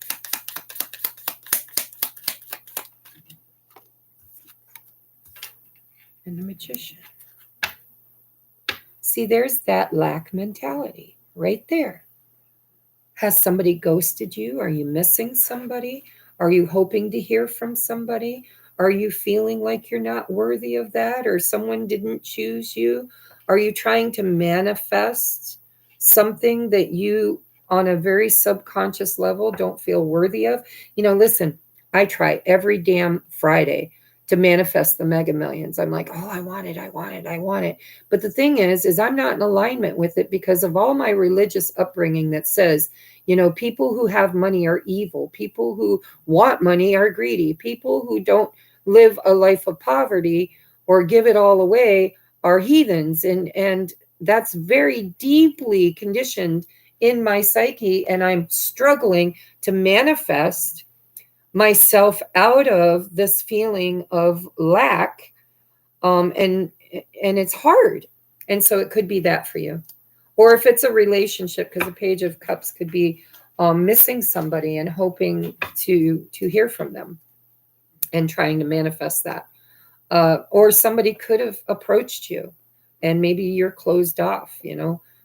Either way, I'm going to clarify the Four of Pentacles. Why is it here for Helen? Why is the Four of Pentacles?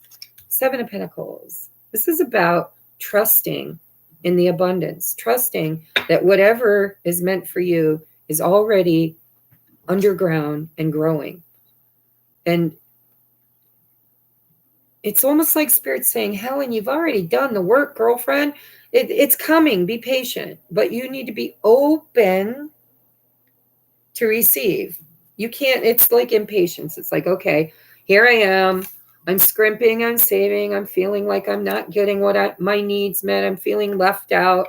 You know, I've put a lot of time and investment in this, and I'm just not seeing the payoff. I'm not seeing it. Whatever area of your life it is. Tell me about the Page of Cups. Why is it here?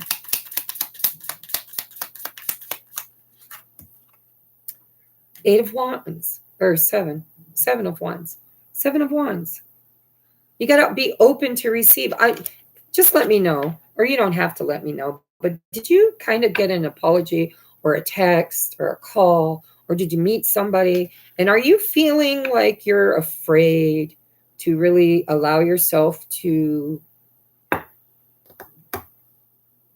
participate or accept it? Are you afraid? Is there fear happening? Fear of failure, fear of going backwards. Ooh, I heard that.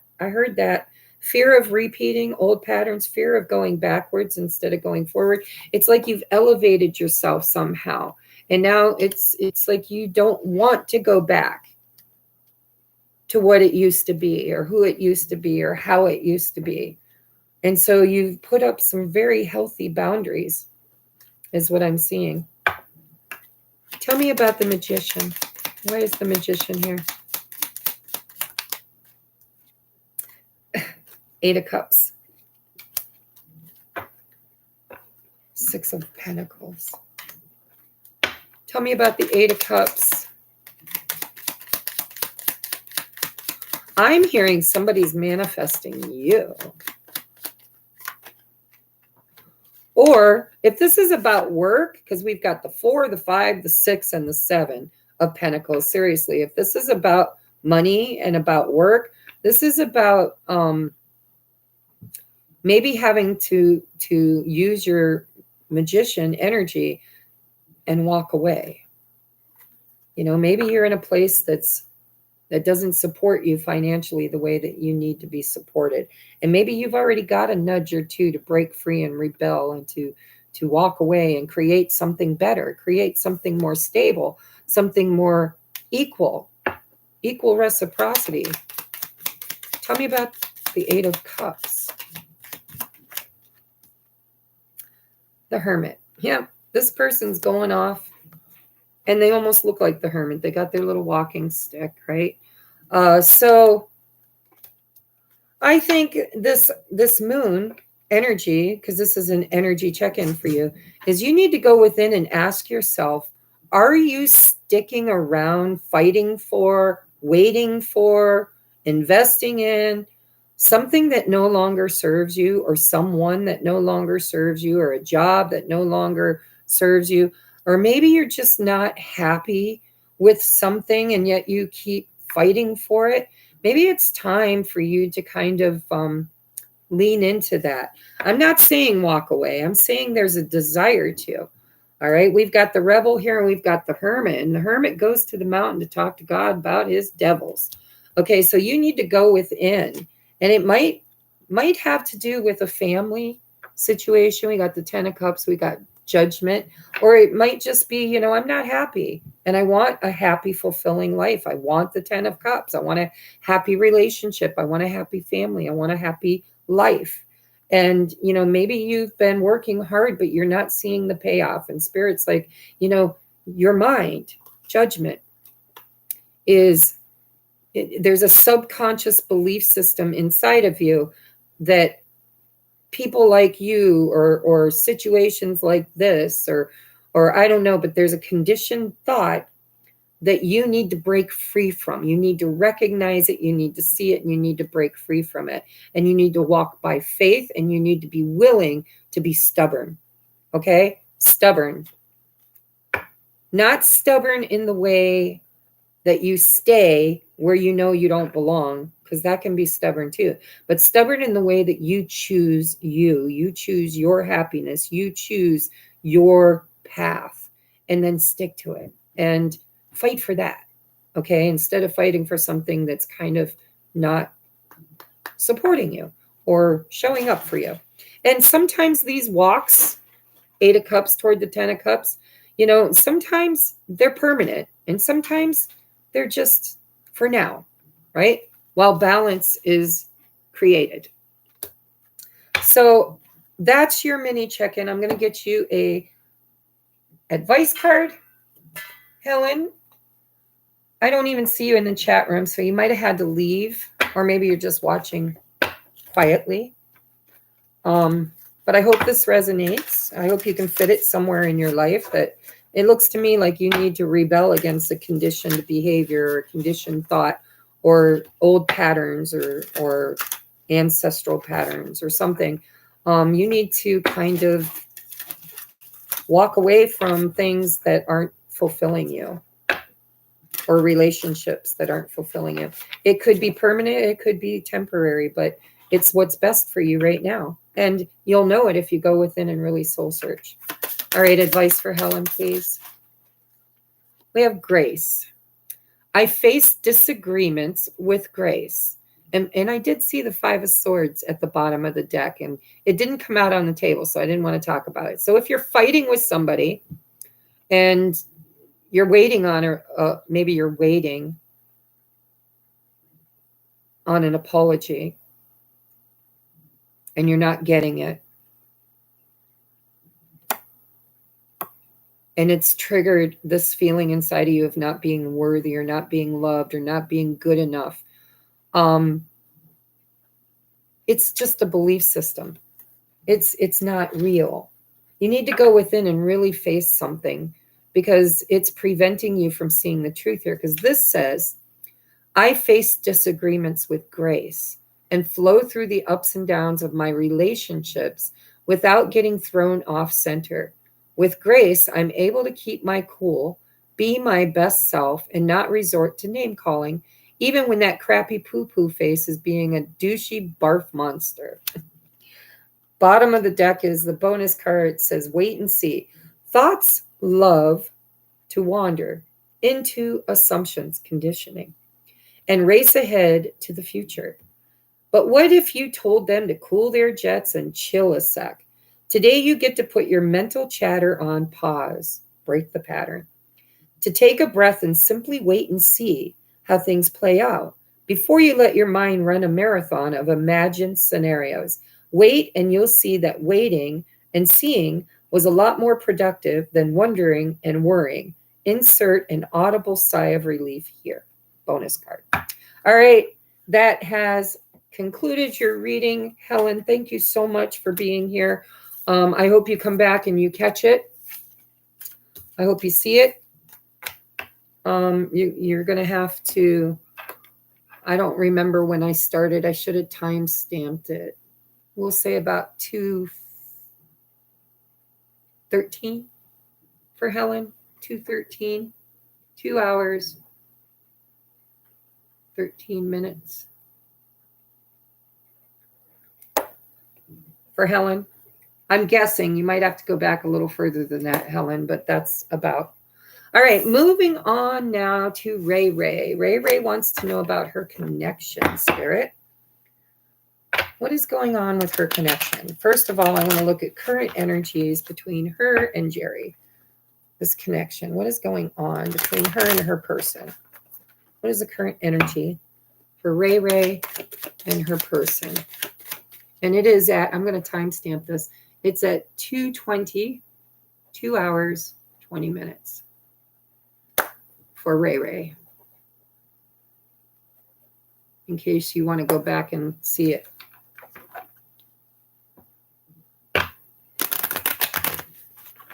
Okay.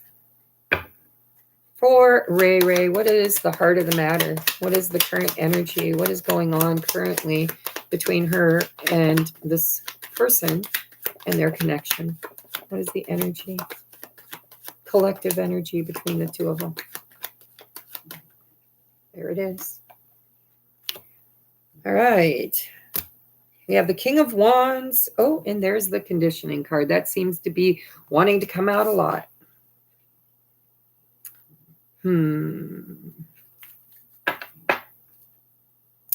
Slowing down. All right. I'm going to have to clarify the heck out of this. There it is. All right. Tell me about the King of Wands or the Ace of Wands. Thank you, Spirit. See, this is a Osho Zen Tarot. It says the source. It's Ace of Wands with conditioning, and bottom of the deck is slowing down. Now I get it. I get it. So it's kind of like slow your roll. Somebody in this situation is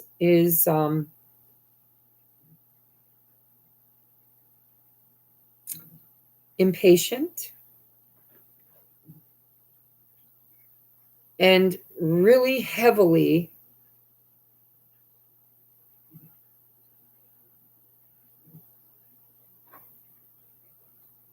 okay, no, I'm going back.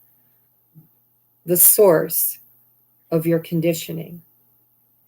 You need Ray Ray and your person, because this is a collective energy for the both of you.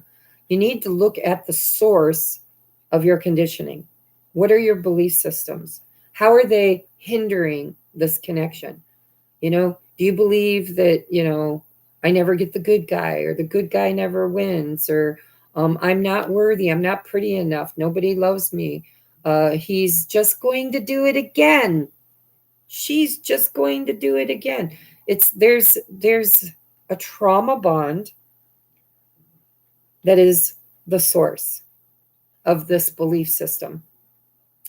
And Spirit's asking you, Ray Ray, and your person, to go to that trauma and look at your thoughts. Look at your beliefs around relationships, around this relationship, around this situation. All right? It's time to slow down. Slow and steady wins the race, right? It's like I'm hearing takes time, needs time, in time. What does Ray Ray need to know? Let's ask about his thoughts. What is he currently thinking about Ray Ray? What are his current thoughts about Ray Ray? What are his current thoughts about Ray Ray?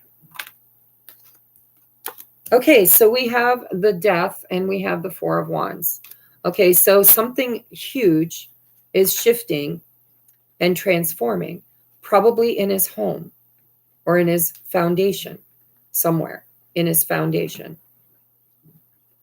Okay, it could be the end of a relationship, the end of a marriage. It could be the death of a family member. It could be the loss of a job. It could be, but it's major change in his foundation, in his stability, in his home possibly, or in a relationship or a marriage.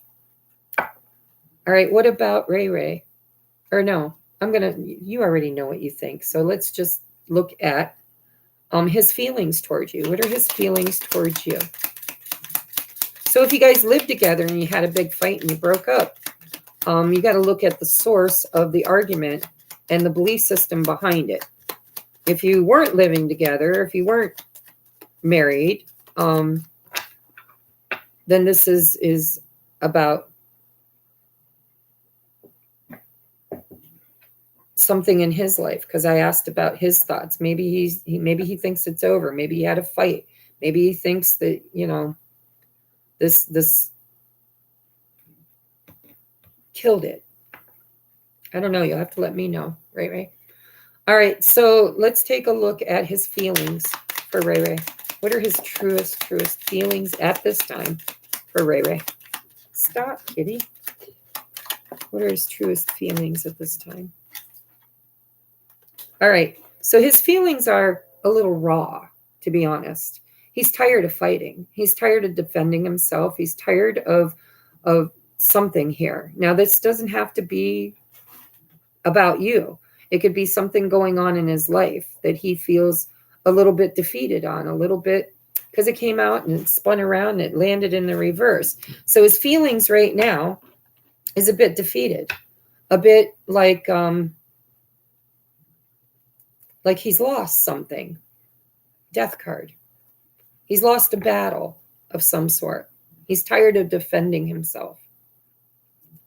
All right, what are his intentions when it comes to this relationship? This relationship. See, I'm saying ships. There might be two for you. I don't know. You'll have to let me know, Ray. It could, we were living together but not married. Had a huge fight that had us go no contact. There you go. Oh, you just read yourself, darling. That's exactly. So this is about going to the source of the fight.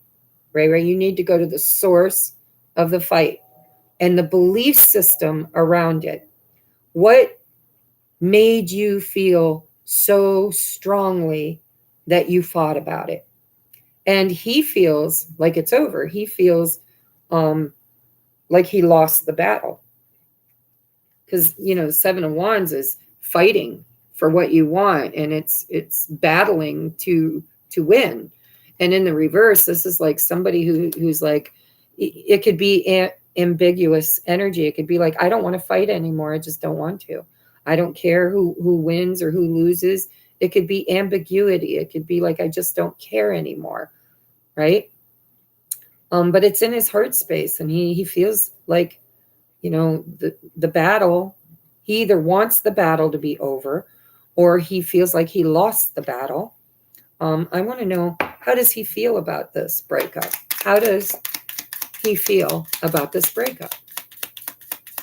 How does he feel? What does that mean? Clarify that.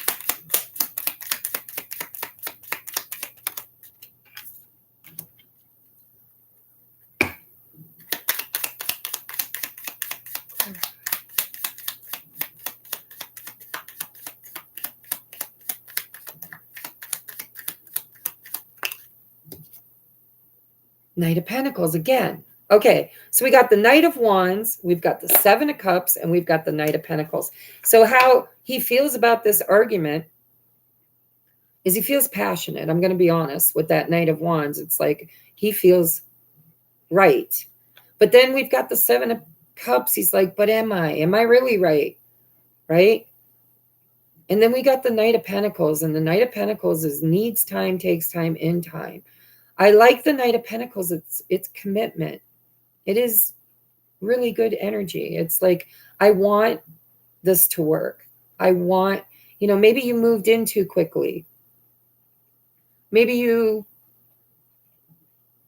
he just wants to slow things down.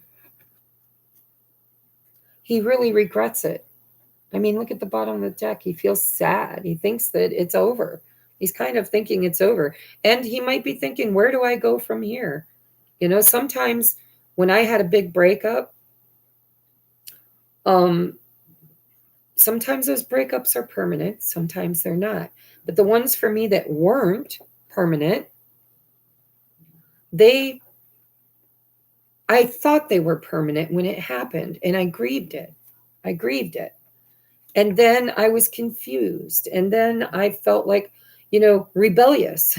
I was like, well, fuck it. I'm going to go out and I'm going to date somebody else, or I'm going to go have drinks with my buddies, but I feel that energy around him. I feel like he's a bit confused, you know. Are we going to make up is what I'm hearing in my head. Are we going to make up? Does he want to make up, Spirit? Does he want to make up? Does he want to make up? Or has he given up?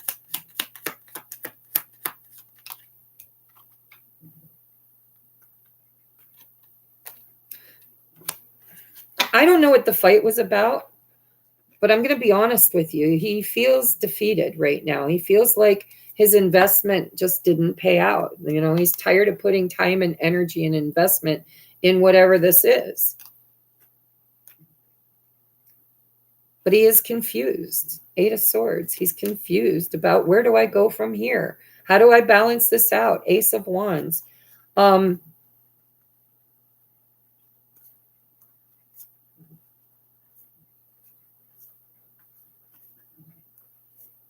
This looks to me like it's going to take a little time. I'm going to be honest with you.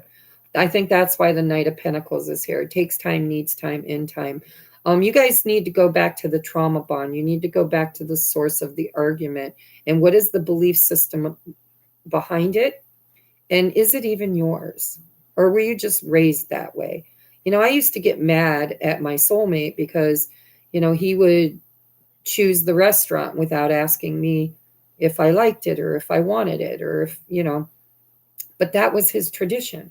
He's Italian, and the fathers, the husbands made the choices, made the decisions, and the women were pretty compliant, right? That was what a good wife did. It was what a good woman did is they raised the kids and cooked the dinners and took care of the home. And it's traditional, it's old traditions, but you got to go back to the source of the conditioning. And it might take a little time for this to figure itself out. What is the most likely outcome in the future? What is the most likely outcome on this trajectory? Because remember, energy shifts and changes. What is the most likely? We have Queen of Cups in reverse with the 3 of Swords. Ooh, and the 10 of Wands and the 4 of Swords. Okay, I like the 4 of Swords. I don't know if he cheated. I don't know if you think he cheated, but there seems to be an element here of Queen of Cups. Could be you, could be him, but somebody's not trusting their intuition, and they're not really being compassionate. But I think it's because they've been hurt and they're carrying a lot of burdens, and it could be around money or another person.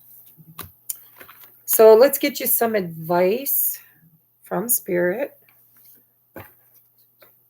It's pretty funny. You did your own reading. I was getting to that. That's what it felt like. It really did. It felt like you were living together or married and you had a fight. And because there was 5 of Swords on the bottom of the deck.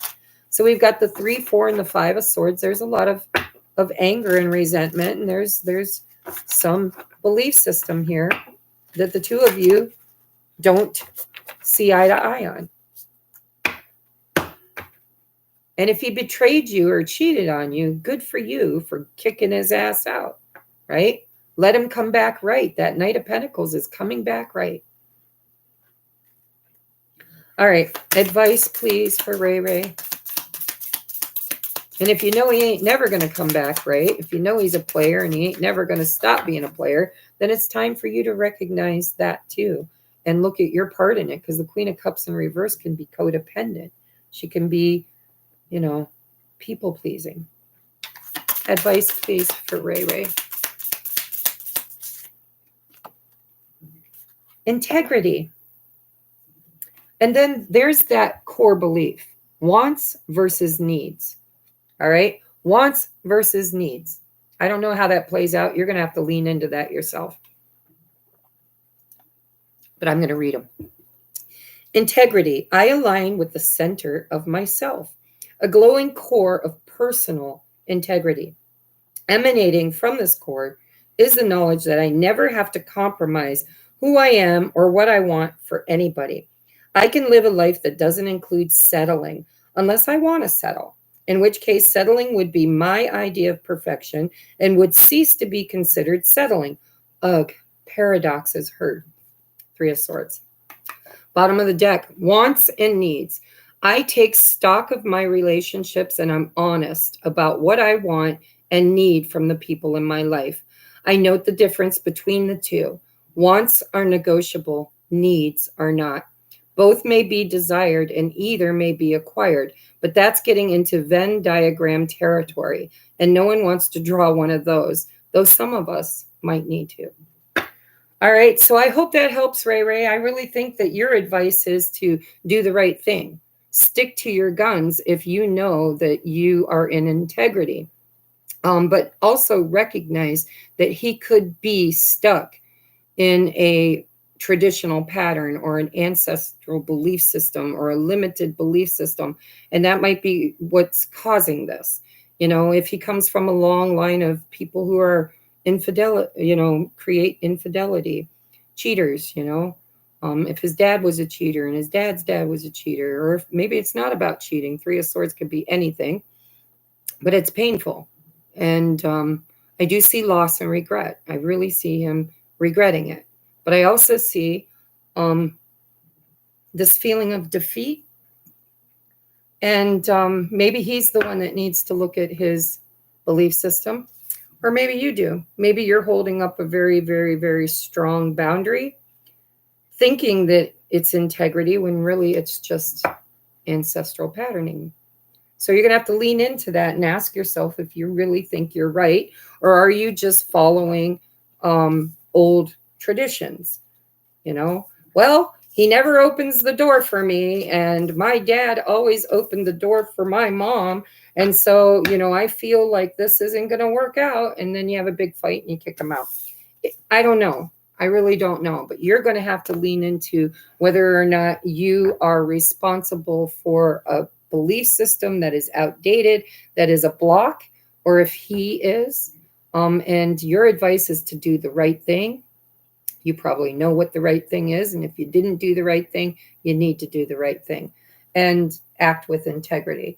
And you need to kind of weigh out your wants versus your needs. Okay. All right. I love you. That was your mini reading. I'm going on to Kristen now because I got to hurry up and go pick my kid up. Selling mom's house. All right, Spirit. What energy do we need to know about Kristen selling her mom's house? Kristen, I am so sorry for your loss, honey. I really am. I lost my mom, and I know what that feels like. And I don't know what your relationship was like with your mom, but mine was pretty fabulous, and it was very painful. So you have my deepest sympathies. Love you too, Ray Ray. I hope that resonated. Okay, so selling the house. What is the heart of the matter here? I see that there's, you know, she said that there's some splitting up of the assets that needs to happen between siblings. New vision, celebration. I think you're going to have success. I really do. We have new vision, which is the Hanged Man. And then we have celebration. And I don't know if you have three of you that you're splitting it with, but it is the Three of Cups. I think you're going to be able to sell it. I do think that it's not going to be a sunny thing. It's they're dancing in the rain. It's sad. It's really sad that you have to go through what you're going through, but you will come out the other end. You will sell the house. You might need to look. I got to get going soon. You might need to look at things differently. Okay. Try to see things from other people's point of view is what I feel like Spirit is saying. Try to see things from another point of view, another's point of view. And think about the children, if there are any children involved. I don't know if there is, but we've got the Innocence on the bottom of the deck, but that's the Sun. So that also is a big fat yes, you will sell the house. And yes, you will be successful. And yes, you might even be extremely happy. Okay. But you need to kind of try to see things from their point of view. And they need to see things from your point of view. Okay. What else do we need to know about this situation for Kristen? By the way, I didn't timestamp yours. It was 2:39. You're here watching though. But if you want to go back and watch it, it's probably about 2:36, maybe 2 hours, 36 minutes for Kristen. Or Chris, yeah. All right. What else do we need to know about this situation? Can you give us an idea of if there's any fighting going on, what needs to happen? What do we need to see happen if there's any, if there's any problems here? That one wants to come, but I don't want to take that many. All right, thank you. 9 of Wands. Don't give up. Don't give up and don't settle. Okay, don't settle. If there is an argument or a fight, try to look at the bigger picture is what I'm hearing. New vision. You need to look at the bigger picture. Okay, what is the fight about? And if there is no fight, if you're all getting along and you're amicable and everything's fine, then the 9 of Wands is about don't give up and don't settle. Okay, tell me about any other advice or any other energy I need to know about this for Kristen. All right, so be loving, be kind, be compassionate, and most of all, kind of trust your intuition through this, because we got the Queen of Cups. And don't be stubborn. I feel like Spirit's saying it's good to kind of push through, right? Don't give up, but don't be dismissive. I don't know where that's coming from, but that's the word I'm hearing in my head. Try to see other people's point of view and don't be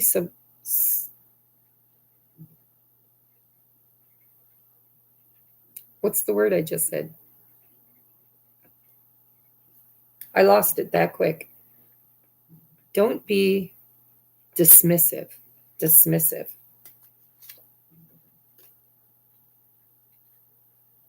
Or stubborn.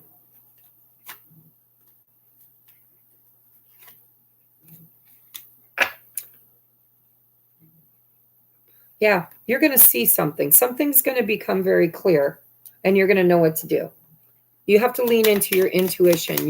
You're being told by Spirit not to be stubborn, but to not be a doormat or don't give up. If this is about, it's taking forever or will it take forever? Spirit's like, it's not going to be an easy process, but with kindness, compassion, you're going to get to the other side and there is going to be movement. By the way, you asked about moving.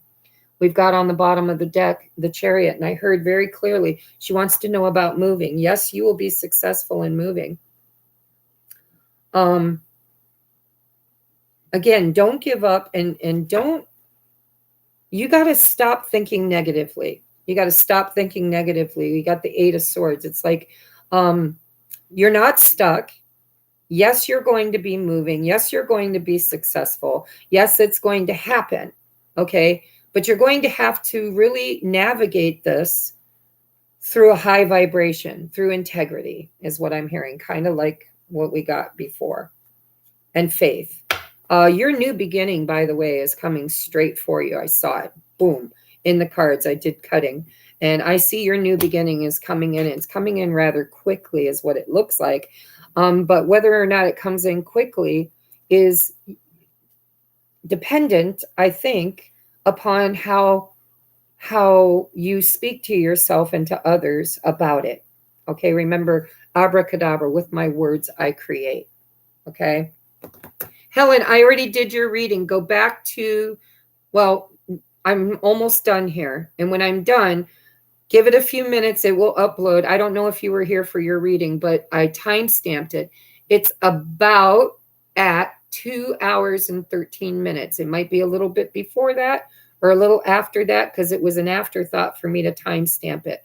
But go back and watch it. It'll be there. You can watch it as many times as you want to. All right, let's get you some advice for Kristen, please. Yes, you're going to move, Kristen. Yes, you're going to be successful. Yes, you will celebrate, okay? But you're going to have to, this is a burden, you know, you're at the 9 of Wands, not the 10 of Wands. This is just it's housekeeping. It's duty, right? You're going to have to do the duty. It has to be done, and it's not fun. And so try to do it amicably, try to be compassionate, try to see things from other people's point of views. And if there's any fighting going on, try again not to be too stubborn or obstinate, and try not to be dismissive. If somebody's feeling left out, or